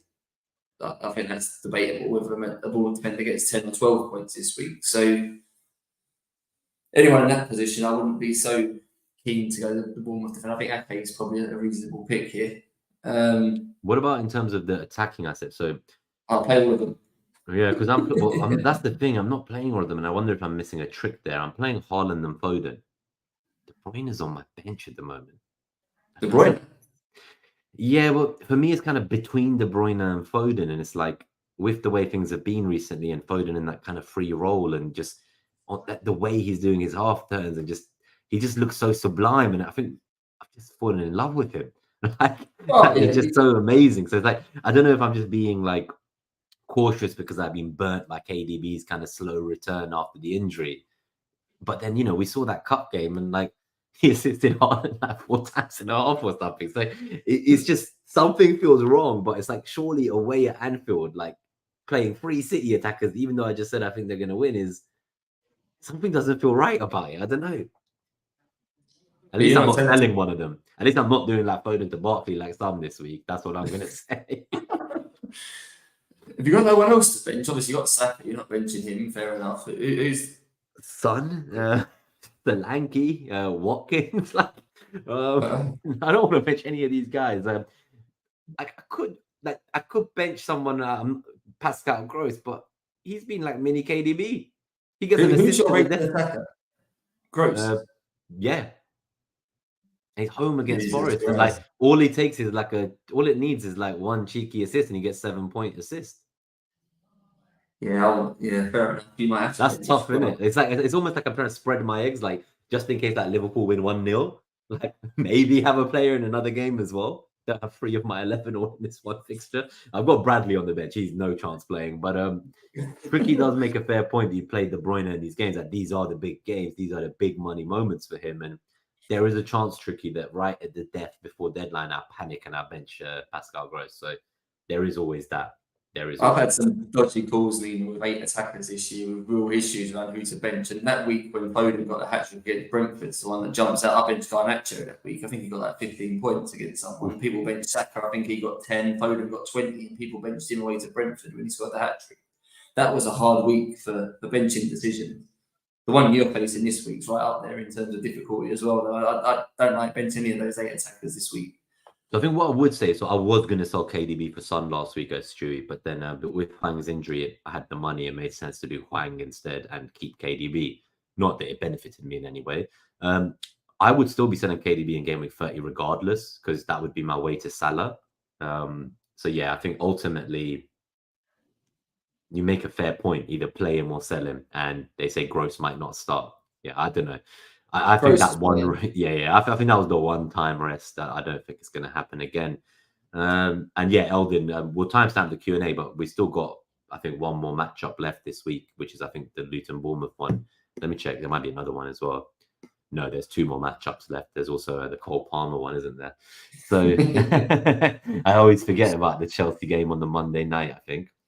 So yeah, no, we'll do the Q&A once the matchups are done. So probably in the next 5-10 minutes, not too long.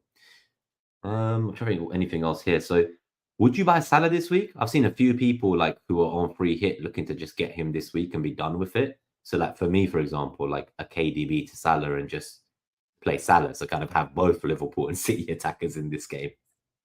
I wouldn't with your front eight, but if there's someone sat with an 8 attacker they really want to play this week, I don't know who that is off the top of my head, but if you've got a perfectly good team and you've got De Bruyne, if you can do De Bruyne to Salah and not have a bench in that, then yeah, I think that's people are going to want him soon, right? You might as well get ahead of the curve and get him now if you can. It's going to be the popular choice on most people's wildcard too. A lot of people are going to be wildcard in 30, 31, aren't they? He's going to be in it.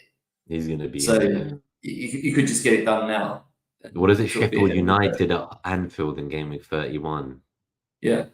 And is it your boys in Game Week 30, Aston Villa? No, I don't think we've got Liverpool. Who did they play in Game Week 30? I thought it was...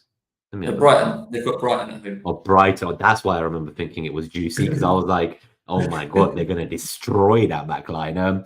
I think we'll keep going because we'll have questions about these players soon, I'm sure, in the Q&A. And I think people are itching to get to the Q&A. So we'll keep going. Chelsea versus Newcastle.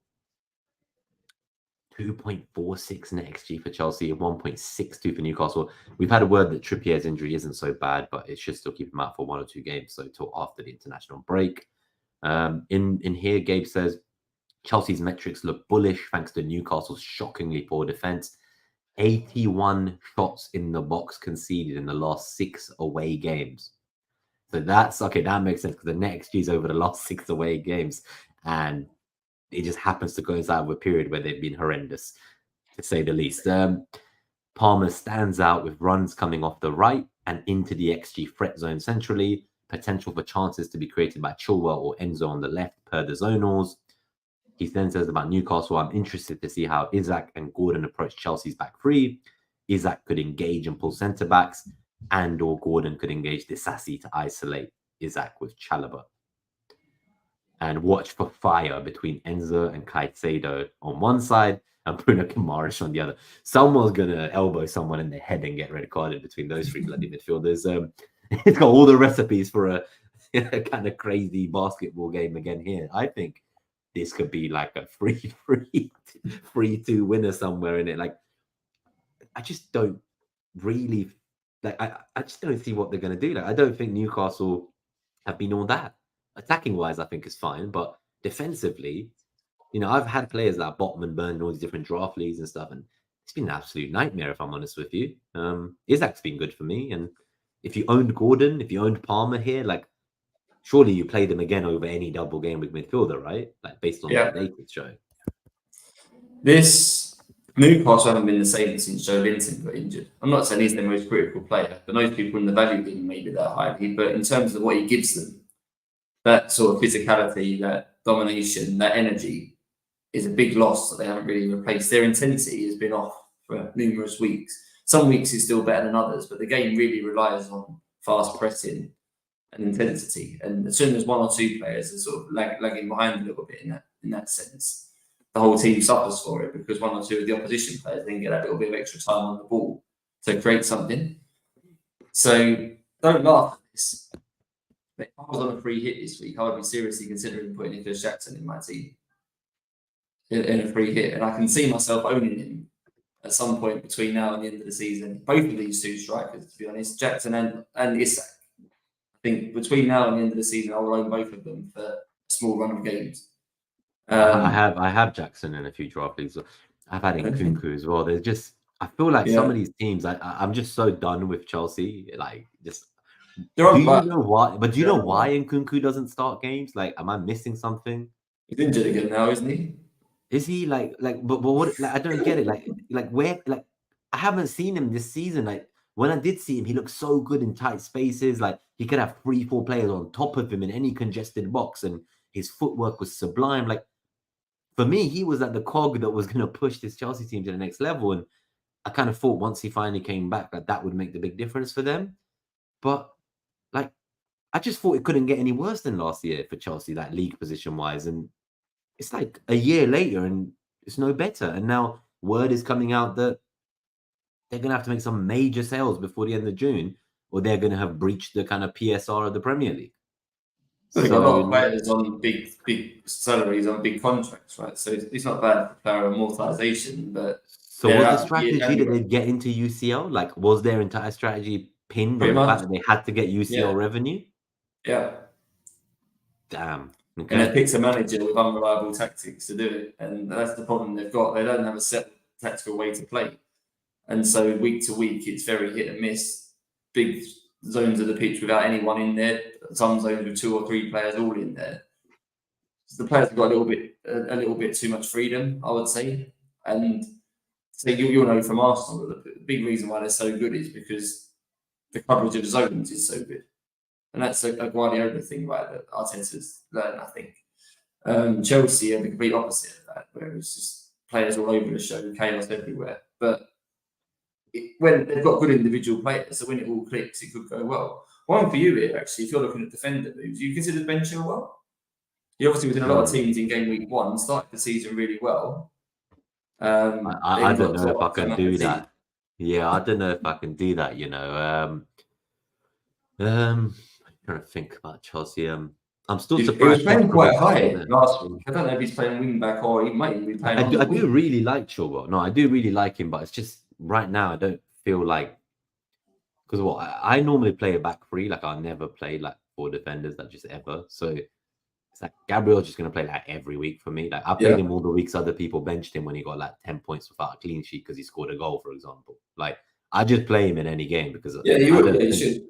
I just don't think that there's a defender in Europe in the last 3-4 years who has anywhere near the corporate he does. If I was going to get a Chelsea defender, the one that I'm really liking, but I'm scared about Reece James, is, as FPL K9 says in the chat, actually, Malo Gusto. So this is someone I really like. A couple of the people in my kind of Scout community tournament team, I think it was Craig, FPL editor, so not you, Craig, but the other Craig. He wildcarded, I think, just last week or something, or 2 weeks ago, and he brought, like, I was shocked. I remember seeing his wildcard. I was like, oh, he's got Gusto on the wildcard and he's got Gusto in the 11. And then Gusto got the clean sheet, I think. So I was like, okay, maybe I've been overlooking him. So I think he's created 5 big chances in 5 games, I think. He's top defender for big chances created in the last 6 weeks. I think it's 5 from 5 appearances, which is obviously a crazy high number. That's pretty good, right? Yeah, so he kind of appealed to me more than Chilwell at the moment, but it's just always that nagging doubt of, like, is the club captain, Reece James, going to show up at some point to get back into the team? Like, you know, I feel so bad for him. I always said that I thought he was Chelsea's best player, Reece James, by a distance. And to have him become your captain has barely been available all season. It's really tough, I think. He could have been that leader that maybe helped some of these this younger squad kind of gel, right? In that 11, like, who's actually an experienced older player? Like, Sterling. Is there anyone else? Like, Chilwell's basically Thiago Silva, right? Yeah, well, yeah, and like he's not even playing now. They're playing a back 3, which would suit him. So it's like, It's just that there's like what, 2 players, Thiago Silva and Sterling, and then I guess maybe you could say Gallagher and Chilwell, they're kind of leaders or a bit experienced and older than some of the other kids out there. But it feels like a team of kids, and I don't know. I just feel bad for them. And Namdish says they'll probably sell their best player. They don't realize yet, Gallagher. So yeah, I think they probably will try to sell him because of the pure profit as a homegrown talent, right? To make sure they keep up with their requirements. I think you could look at a Chelsea defender here. They've got the most fixtures left, right? They've got the rearranged Liverpool game from game week 25 for the cup final to put back in. They're going to have another blank because obviously the Arsenal game's off in 29. So they've got 2 fixtures to go back in from 30 onwards. And we think they're going to be one of the only 2 teams to double in maybe 35 or 36 as well, right? So they could have a double where like there's only 2 teams doubling. So Gusto or Chilwell could, especially for those who've already played their second wildcard, could be quite a useful signing now because you probably play them quite a lot. And the fixtures aren't bad either for Chelsea for the run-in. I think they're a team that I would definitely be looking at, but for me, like I'm not currently on Palmer, and I might need to think of a way to get there when we get to the other side in game week 30. Let's do the last game of the game week. Well, you don't have me. I see most he had like 60% of people owned him or something. I think I'm the only idiot who sold him. But what do we have? Bournemouth versus Luton. So 1.94 NetxG for Bournemouth, 1.36 NetxG for Luton. So the maps showed that Luton's threat to Bournemouth rather than vice versa. So even though the data is supporting Bournemouth more than NetxG, the Draft Alchemy graphics, they seem to say the opposite. The mantra for targeting Luton is find players who operate between the opposing back line and the CMs. While not represented in the maps, Kluivert could therefore be the gem of this fixture. I like Kirkes and Semenyo to be heavily involved in getting behind Kabore. Could be tough for Solanke unless he drops in front of the back 3. That could make him provider. So what this is telling me is that in the 2 games that Bournemouth play, Gabe's view tactically is that Solanke could be basically a facilitator in both. So I don't know if that impacts your thinking from a captaincy point of view. It doesn't for me. I still think that Bournemouth have got the best double game week you could have on paper. So it doesn't bother me too much. And then just on the Luton side, he says, to nobody's surprise, it's another Doughty shout as the lighter expected threat map aligns with the pinkish XG one. Luton could also dominate centrally with Mempham deputizing for Senesi and Adebayo potentially back. A 1-1 up front could hurt a depleted back line, and Morris will be a threat regardless. So this says what, like 2-1 is predicting a 2-1 Bournemouth win. But would you agree with that? I really do like Luton, as I say. I hope they do stay up. And I'm not confident in my clean sheet from the Bournemouth player in this game. For me, it's all on that Sheffield game, the first one. My gut feeling, I think I said it on my own, but I think they'll score 5 goals in this double Bournemouth, and they'll probably keep 1 clean sheet. So 5 goals, that still might only mean a goal and an assist for Solanke, for example, across 2 fixtures, which will be a nice return, right? But it's not going to be a sort of through the roof crazy high number. But I think if you took that now, I think 5 goals for Bournemouth is solid. And it's probably, if you got that, you'd probably get reasonable that Solanke would outscore the Haaland in the week. Most people triple captain him. What did he get? 10, 11? Was it in the week? Most people triple captain him was 11 pointer, I think. I think there's a good chance Solanke can probably match that. I'll probably fancy him to score 1 I think goal. he does. I think he can match it easily because what, it's 4 points to appear, let's say. 1 return and bonus in the 1 return. That's already like basically the 10, right? Yeah. So I think if you probably do need to get him in. His EO is going to be quite high. But what do you think if you weren't on free hit in 29? Is there a world in which you would get someone else? Like get like a Morris, get a Muniz? Like, is there a world you would do that? Or do you think that this is just too tasty? Like, I think the only player that's going to have a fixture game on him is Morris. Right? He's got 2 fixtures. Morris has got 3. Even the likes of the Villa or something have got 2 fixtures, but it's spread across 2 weeks. I think Solanke's fixtures across the 2 weeks is better than anyone else that plays 28 and 29.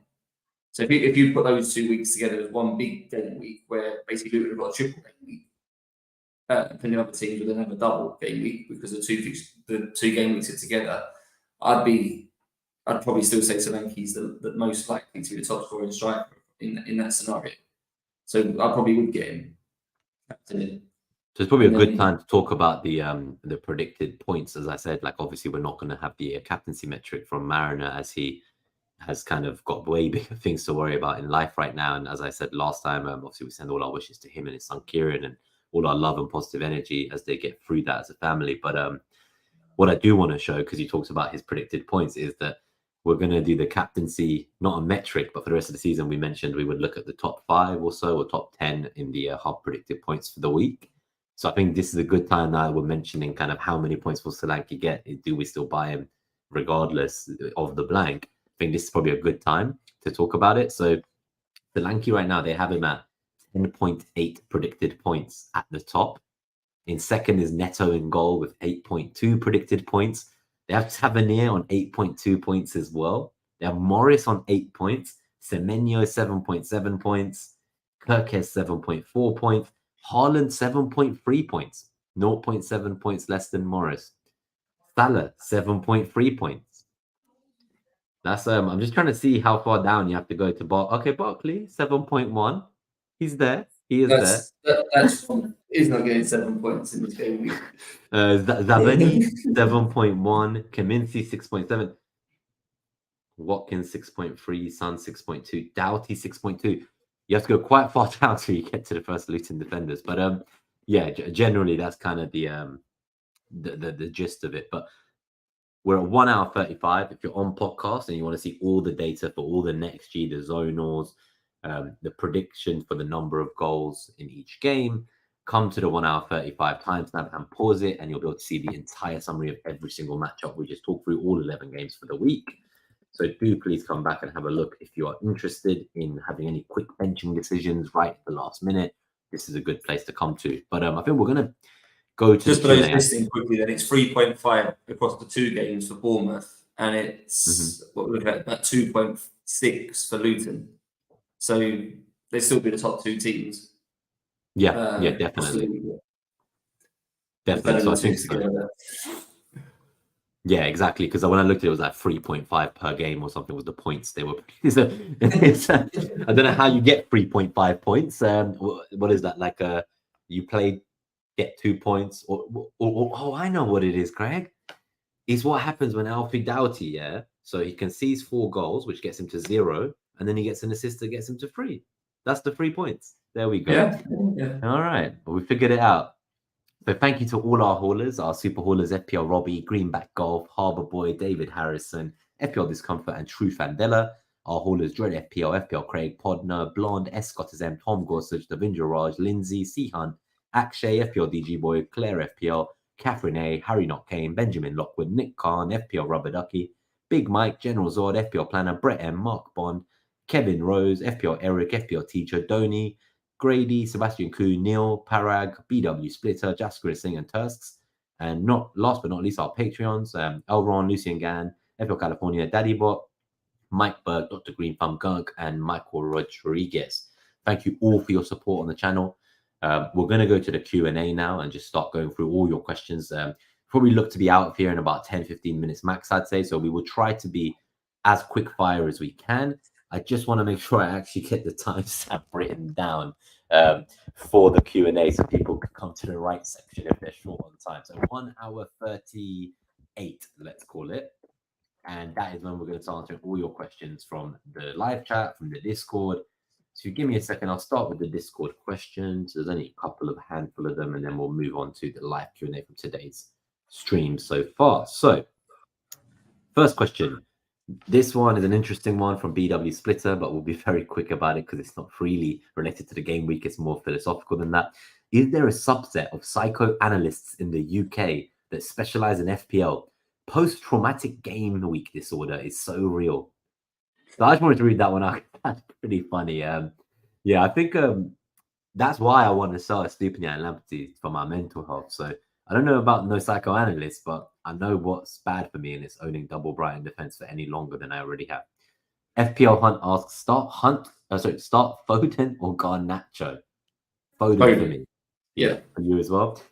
Okay, Sebastian Koo, Dear Nima, Craig. I plan to do a -4 this week. De Bruyne out, Salah in. This is what we were talking about earlier, remember? Yeah. Hwang out, Kluivert in. But I will need to bench Foden. What do you think?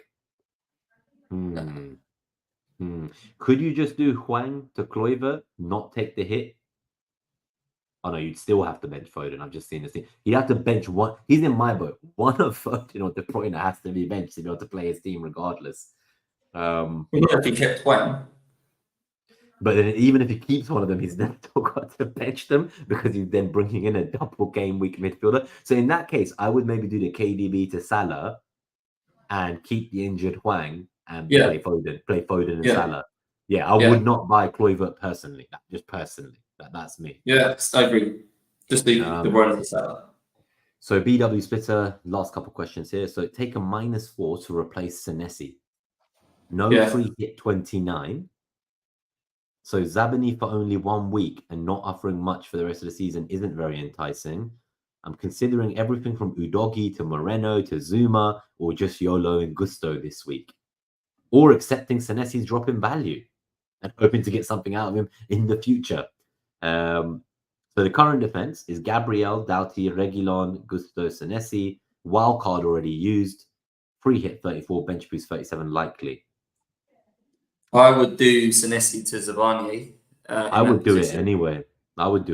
And just because you'll realise if he's already used the wild card, Bournemouth have 2 really good home games in 30 and 31. So there's probably a good chance you want to play your Bournemouth defender in at least one of those 2 weeks, maybe even both. So you're getting a doubler this week.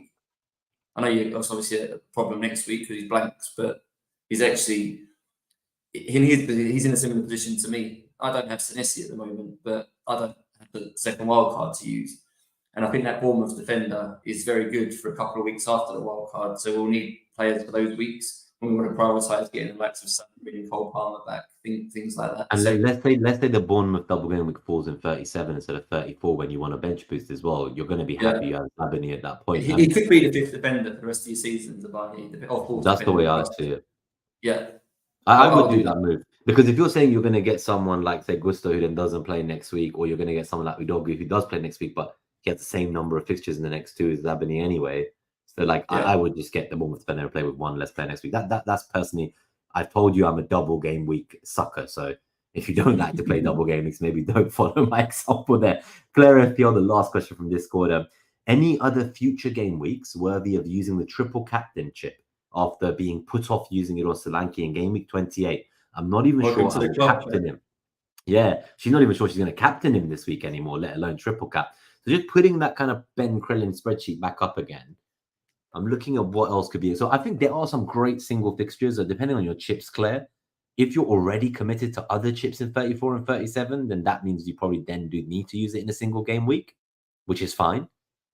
If you do not have all your chips left and there is one of those 2 doubles available for a triple captain, I would still prefer to triple captain in 34 or 37 if you don't have other chips you're using then, like free hit or bench boost.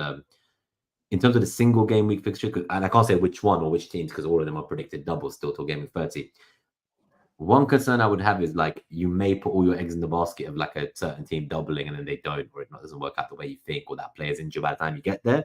I kind of like to attack what's in front of me. I know Bournemouth are going to play. I know they have 2 great home fixtures, and I know that Solanke will train tonight. So I would still triple captain him. That's just me. But if you're looking for another week, there's some really good single game weeks, aren't there? There's Liverpool home to Sheffield United in game week 31 for Salah. There is Man City home to Luton in game week 33. So these are weeks where there aren't doubles. You're not going to use other chips if you've already committed to those in doubles. And those are the 2 that most appeal to me. I think there's even a Tottenham one here, maybe. There is, Tottenham home in 30 as well to Luton. So there are options. There's 3 for me. So I'm in this position as well. I'm not going to triple captain Solanke, so I've still got mine. So the 3 I'm looking at: Man United in 34, Højlund or Bruno. They get 2 home games, Newcastle or Sheffield United. And the other 2 are both in game week 37, depending on your risk appetite and where the season sits. So Man City could get a double there. Fulham away, Tottenham or Brighton away. That could be pretty decent. Man City's goal difference is quite a lot inferior to Arsenal. So if the title race is still going on, Man City may need to go for it in those games to make the goal difference up. So you could get Haaland in another double game week where they need to score goals. Maybe, and a less owned one in 37 could be Isak. Brighton at home, we've seen Brighton defensively, right? They could be well on the beach by then. And then if they get Man United or Crystal Palace away, that's still not a bad game for Newcastle. And he may be more of a differential triple captain. His ownership might only be 10%. Where Solanke's might be sort of near 200% EO this week. Man United captain might be the most popular, 34.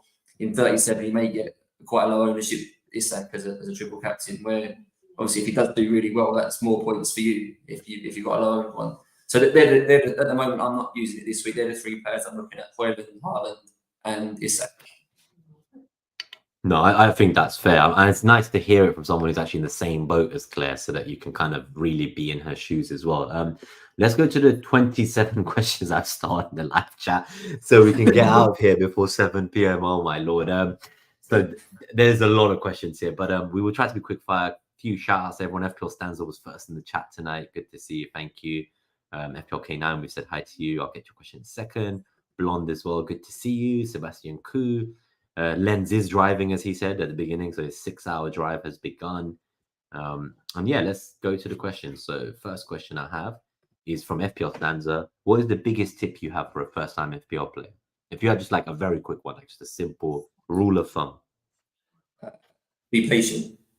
Don't get rushed into making too many weekly transfers. Give people more time than you probably feel like. Maybe not in your case, Steve, with your sleeping. And there comes a point when the patience runs out, right? So I'm a patient manager, and that's my biggest weakness because I also wait for way too long before I ditch someone. I have 1 or 2 tips for you. I like to approach FPL as life with the KISS philosophy that my friend Andy Mack always talks about when I'm complicating my decision making in FPL, which is keep it simple, stupid.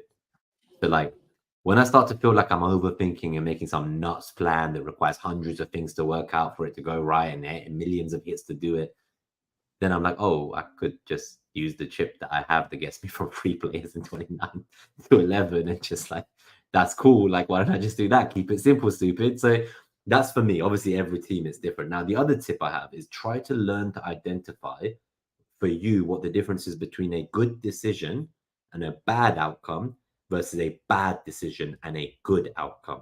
That is my biggest tip in FPL, because for years I was too cocky and thought that when things went well because of a good decision and didn't realize a lot of the time they were bad decisions that just happened to have a good outcome. It's very good to know that if you've made a good decision and the outcome was bad, don't just raise transfers. It kind of goes hand in hand with the patience one, because once you assess your decision making better, you're less likely to rush into these panic raise transfers, I think. One more quick one. Focus on the players from the good teams. It sounds like a really easy, something really obvious, but probably the ideal to talk about this week when we're looking at Luton and Bournemouth players. But don't get hooked up on only like 8 or 9 players from what I would call like bottom half teams. Focus the bulk of your squad around the 4 or 5 best teams, and I think it's doable this year with budgets. Yeah, so I'm going to go to FPL K9's questions. There's quite a lot of them, buddy. So I don't think I'll be able to do all of them. because I think I have 1, 2, 3, 4. I like 6 comments in a row, and I would rather maybe even DM me on Twitter or something, or because I don't want to take away from everyone else's questions. It's quite very specific to your team.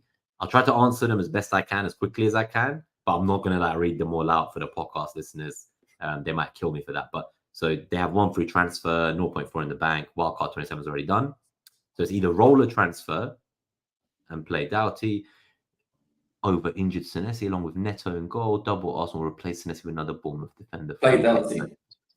Yeah, I don't even think that's a question for me. So you've got a double game week ready to go. Like, just play him and get 2 transfers for the following week where you're not going to be free hitting.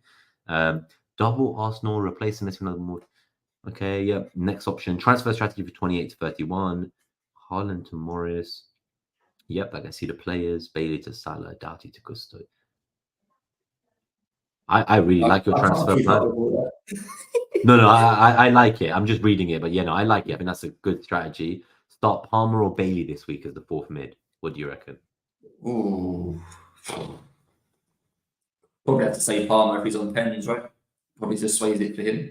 Yeah, the pens are enough for me. This is a really good question, actually. So their final 2 from them is sell Senesi for Kirkes with 1 free transfer and bench boost. Now, if you're going to buy a second Bournemouth defender but not bench Doughty and actually bench boost, so the bench would be Areola, home against Burnley, Palmer or Bailey, one of the 2 of them on the bench. Obviously, we said Bailey, let's say, against Tottenham. Kirkes and Reguilon. Reguilon is the part that puts me off a bit, but apart from that, they've done Wildcard 27. Like, bench boost. How are you benching Kirkes this week? What is the 3-man defense? No, that's if he buys Kirkes. So by Kirkers would be benching Doughty, and then suddenly the bench becomes much stronger because now it's Doughty, Bailey. No, I wouldn't bench boost then. I would just. You would just not do the free transfer and not. But I just play Doughty, don't do the free transfer. Yeah, I agree. yeah. I think like there could be between 8 to 12 teams doubling in 37, and I think naturally it's a lot of the good teams, and we're gonna have their players anyway. So it's kind of like you're likely to be able to get a decent bench boost out in the future. So I think I would just roll with what you have. Senesi might even be fit by the time you bench boost, and Bournemouth might get the double in the game week 37. So, okay, I've unstarred them. So we're down to 20 questions now. Can you? Oh no, we already talked about that one as well. BW. Okay, so Stewie asked, "Do I buy Doughty for Estupinian for a hit? I'm not free hitting in 29."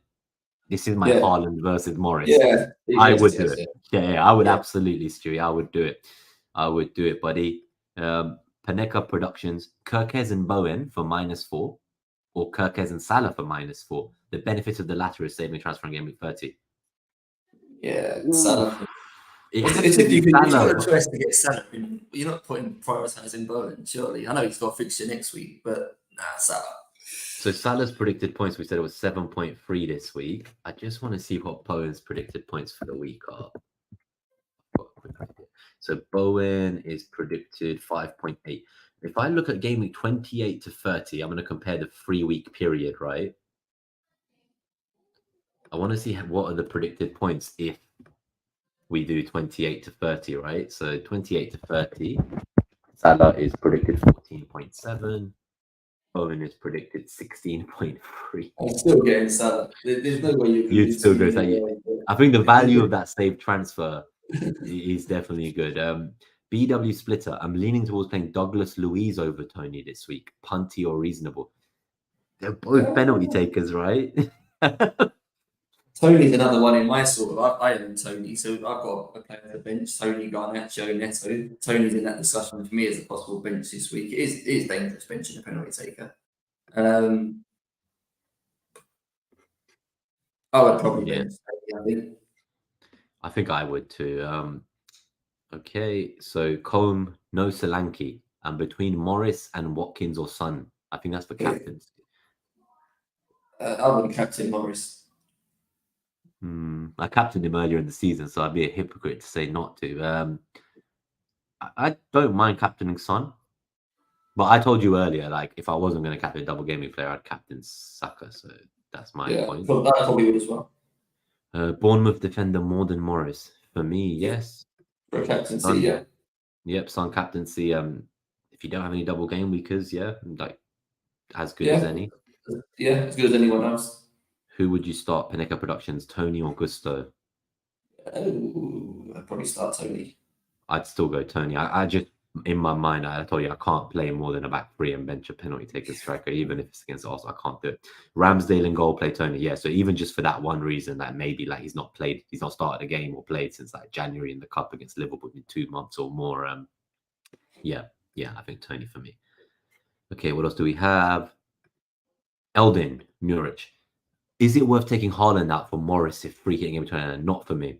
Not for me. If you want free hit 29, how much are you have to pay for him? Plus about 16 million to buy it back by that point. It's so stupid. I'm having a look. So Haaland predicted 15 points between 28 and 30, despite one fixture not there. Morris is predicted 16.5 points despite playing 2 extra fixtures. And despite Haaland playing against Liverpool and Arsenal. So for me, it's like that just says it all, I think. If you were not going to free in 29, I would definitely consider that move. But I would consider if Luton had Bournemouth fixtures, I might consider it. It's not like Luton's fixtures are good, right? Yeah, definitely.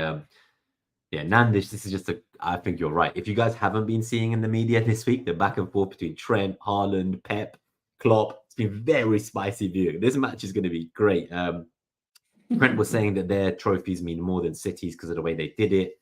Haaland said he can say whatever he wants. He doesn't know what it feels like to win a treble, so how would he know? Klopp says Pep Guardiola said that Arsenal have already arrived since last season. Liverpool need more than 90 minutes to win games. Arsenal need just 25. Klopp came out and said Pep is the best manager ever, and right now, and he's just the best manager, and no one like him, and no one can do it. So there's a lot of mind games going on, and it's honestly, this is for me like the best running. Like I can't remember anything in recent memory as like 3 teams that look like they're just like not dropping points unless they face each other. They're just like going all the way to the finish line. And it could be very juicy if we get into that double game with 37 and like they're still all in it. Like this could go down to the wire. I'm so excited, honestly. Okay, so we keep going. Thingamabob. Any unorthodox chip strategies you're aware of that you'd like? I have all my chips. Looking at Solanke triple captain, wildcard 31. If you wildcard 31, for me, it's like I can't be offering no unconventional thing. It has to be for me free hit 34, bench boost 37. Like if I know you want an unconventional one, but if you wanted unconventional, I would have been bench boosting this week instead of triple captaining Solanke. Like that's how I would make it unconventional. Trying to think of what else you could do. If you really want unconventional, everyone's shitting on the wildcard 28 right now. That could be an option. Is there a week where you can bench boost it in a single but get some nice players? I don't know. I haven't studied the fixtures closely enough because if there's a week where I bench boosted in basically a single. So how about game week 35 here, right? So if you had Chelsea doubling against, let's say, Brighton and Tottenham. Have I read that right? Yeah. Oh, no, against Aston Villa. Sorry. So Chelsea against Aston Villa and one of Brighton or Tottenham. So let's say Chelsea in 35 get a double against Aston Villa and Brighton. And at the same time, you've got teams with single game week fixtures like Newcastle home to Sheffield United, Wolves home to Luton.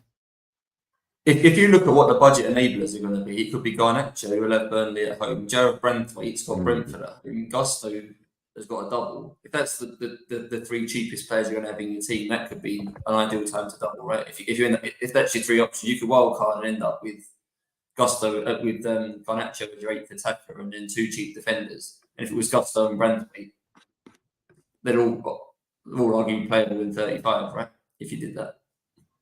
Yeah, no, I think single game week bench boost is fine. I have no problem with it. Does Doku start? I'm sorry, I'm gonna have to text Pep and I will let you know in the Discord. No, I don't think so. I don't think he does. Yeah, I've benched him in all my draft leagues. I've gone into like 5 different draft games and benched him because I don't feel like he's gonna start. He came off with a bit of a doubt. Obviously, he didn't make the cup game.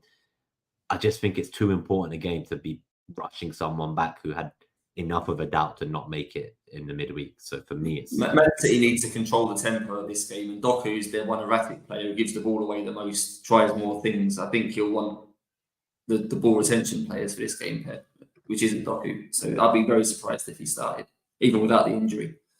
Fair. All right. Yeah, I guess that's a good point. Colm says, I'm trying to fit Palmer into my wildcard 30 squad, but it's really struggling, right? So he says my other option is to get Enzo. I don't like it. No, I couldn't. I'm sorry, I couldn't. I couldn't. Like, I have other formats where Enzo gets me 15 to 20 points a week just by passing the ball and stuff. But this is there's another sacrifice you can make there. Palmer needs to go in. I think from game week 30.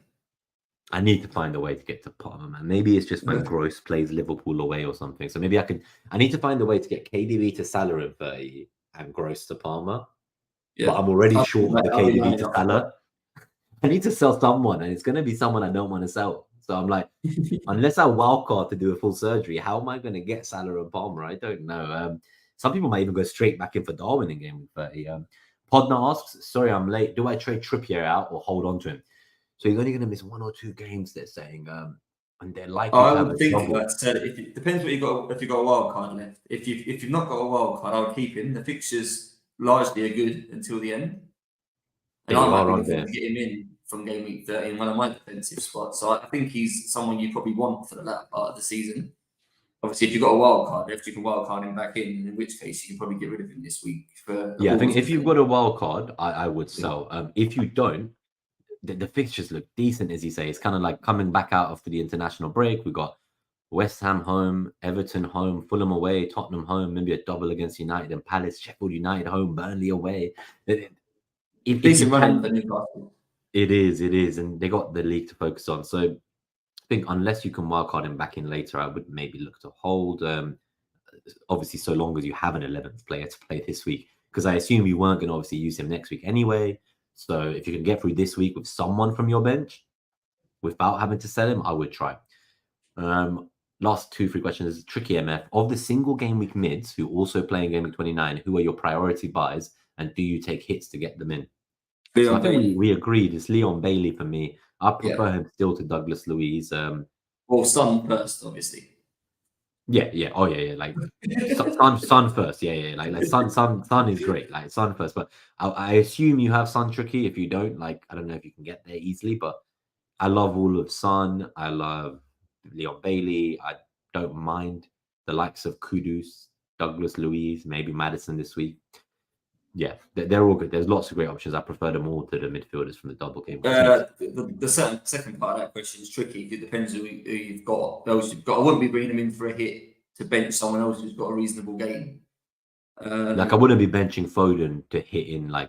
No, yeah, that's the point. Yeah, neither would I. Yeah, I wouldn't do that. Stewie Brian, good point. They say these are complex tips. When I was giving tips to someone playing FPL for the first time, I guess my view was that they must be 28 weeks in. So like you'd hope they've saved their team for the last 20. If it was game week 1 and you were asking me in preseason, then yeah, I would definitely be advising to not miss deadlines.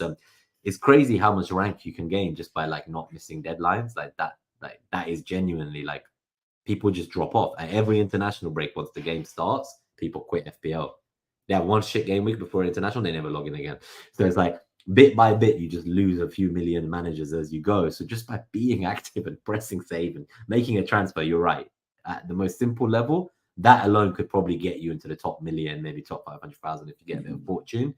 Then a little bit more kind of good decision making from there and critical analysis of your decision making, and maybe you can get into the top 100K, which is, for me, that's always been like my annual goal. I think any kind of goal of trying to get top 10K every year, that's a bit out there and far-fetched, and it's based on an outdated view that the top 10K was the top 1% when 1 million people played over 10 years ago. There's 10-11 million people playing now. For me, top 50 to top 100K, like if you can get that consistently, you're one of the best FPL managers in the world already. So don't get conned by these 5 top 1Ks and 5 top 10Ks from 20 years ago. Just do not get conned by that, guys. Do not judge yourself based on those days. So Claire's last question is, will you captain Solanke in 28, Craig? Or are you looking elsewhere? Because obviously you're also now not going to do the triple captain. But no, I'm will you still stick? Yeah, you will, right? Still my captain, but just not the triple. Same. Still my captain as well. BW Smith, I would have gained some rank in some weeks if I didn't save my team. There's also that as well. Like sometimes being too engaged is a problem as well, BW, because you end up just not doing what I said earlier, which is KISS. Keep it simple, stupid. Don't do some mad plans. Sometimes just what you had before, there was a reason you made those choices and they might work out eventually. So like, remember for me, my biggest one is when I bought Gross in, he had 2 blanks in a row. And I remember speaking to Gabe on Net That Haul, and I was like, fuck man, like I might sell him, you know, like what the fuck is this? And he was like, yeah, but like have the reasons you bought him changed? And I was like, he's like, has what you've seen changed anything? Like what's different to before? And I was like, yeah, I guess it hasn't changed, has it? Thank God I listened to him, because after that, he got like 4 or 5 weeks. Yeah, but I was about to sell him. That's what I was about to sell him after 2 weeks, but it was Gabe who made me rethink, like, why did I originally get him? Has that changed? It hadn't. So the only reason I was selling was because I was getting itchy feet because other players were returning and the player I bought wasn't. But the reasons I bought him was more than that. It was a bigger picture. It was a long-term plan. Thank God I stuck to it, because then I got loads of points out. You can get rid of him now though, after next season. Probably your way to Parma, to be honest, in 30, I think. I think so. So let's go back to Elvin. We'll wrap up with your question before we head out of here and let everyone get ready for the game week ahead. So Morris in for Holland isn't worth it. Yeah. So what we were saying, Elvin, was I think if you are on free hit, so I had a look. Morris is predicted like 16.5 points in the next 3 game weeks, and Haaland was like 15 points despite having 2 fixtures less. So for me, that's kind of like, that says it all. I think if you were free hitting 29, it feels like it's a fair enough move to make. But as you're so as you are free hitting in 29, I definitely don't think it's worth it. That's what I'm trying to say. Yeah. I think if you weren't free hitting, then I'd consider it a move to make. But as you're free hitting, I wouldn't go near it with a barge pole. I still wouldn't consider it very long, even if I considered it. I still wouldn't sell in either scenario. I wouldn't be selling for Morris. I can't get behind that. Best striker in the game for someone who plays for Luton. I don't care if it's extra fixtures. I can't be doing that. I can't do it. I think if like let's say you weren't free hitting in 29 and you didn't have Solanke yet, there is a debate there that maybe you go for Morris. But even then, we said it's just those 2 away fixtures for Luton. I don't really like them, and then Bournemouth's home fixtures. Like it's just I can't.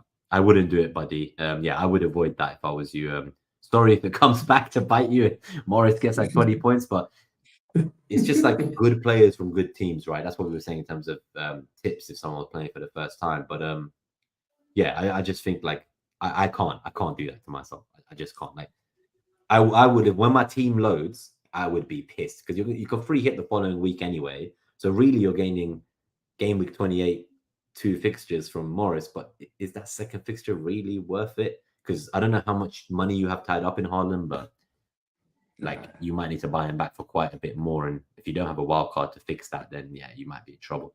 Cool. Thank you everyone for joining us. It's been really fun, Craig. Really good chatting with you. Hopefully we'll have the Game of 29 blank episode next week as well once Gabe is back, and then we'll have a little break over the international break and come back fully charged, ready to go for that final run in from Game Week 30. If you can get 2 hours with 4 fixtures, Nima, that's the challenge for you. That's the challenge, yeah. How long? How do we make next week's episode 2 hours with just 4 fixtures? I'll have a think about it. I'll see if I can film some content or do something really stupid, or maybe bring on like a guest that like has got their dog managing their FPL team or something. Maybe even my dog Bella can give a presentation next week to buy us some time. But somehow we will make it 2 hours next week. Don't you worry, guys. And then just before we go, I was considering Zabani and Kirkez for 2 transfers. Yeah. Oh, for 2 free transfers, yeah, buddy, I will go there. So I'm going to potentially take a -4 to buy both. And if you can do it in 2 free moves, I love this game week. We see. I'm likely taking a -4 for 2 Bournemouth as well. I'm going to get Zabani and Neto, I think, with 2 free transfers. Yeah, no, honestly, I just think that like the fact that they then have another double at some point, they have the great 2 home fixtures in 30 and 31. You can always have one on your bench. You don't need to play both every week after this week, but I just have to attack it because I'm like you, Eldin. I'm free hitting in 29, so I just want to go completely deep in with triple Bournemouth and maximize that chip strategy. Because for me, the power of the free hit in 29 is also the weeks around it, and with that in mind, I just feel like that ceiling is there. And I was telling someone earlier that if I wasn't going to captain Solanke, I'd captain a Bournemouth defender or goalkeeper. So if I'm willing to captain those guys, then doubling up on them seems just as logical, I think. So yeah, good luck, buddy, Eldin. Hopefully it goes well for all 3 of us for triple Bournemouth. Good luck to all the people in the chat. Have a great game week 28. May your arrows be green. And yeah, if you enjoyed today's show, please do hit that like button. And if you're listening on podcast, please do leave a review. But yeah, nice to see everyone. We'll see you next time. And yeah, peace. And oh yeah, sorry, you can find Craig obviously on @manonpod_Craig. You're basically like the admiral of the fleet now. So I just kind of assume they all know where to find you. But if you're listening on podcast, if you're watching on video, there is a link directly to Craig's profile and to his podcast. So definitely do give the guys a follow. And Eldin, I think I get locked out in the toilet, man. I get that out sometimes. Yeah, and Eldin, I can't answer Neto over Kirkis because I don't know what goalkeeper you'd be benching. So for Craig, he has the Raya Dubravka combo, and Raya don't play this week, so that makes sense to do Dubravka. For me, I have Areola, so I've been kind of put off benching Areola in that fixture to get Neto. Therefore, I'm thinking about the 2 defenders. So it's hard to know without knowing, but I hope you enjoyed it. I hope to see you for the future episodes, buddy, and thank you for tuning in. It's been a pleasure, guys. Yeah, see you next time, guys. Up the Arsenal. Jesus, the title challenge is really getting to me, isn't it? Come on, you guys. And come on, you villains. Go beat those Spurs boys. Yeah, it's a good week, isn't it? Take care. See you all next time. Peace.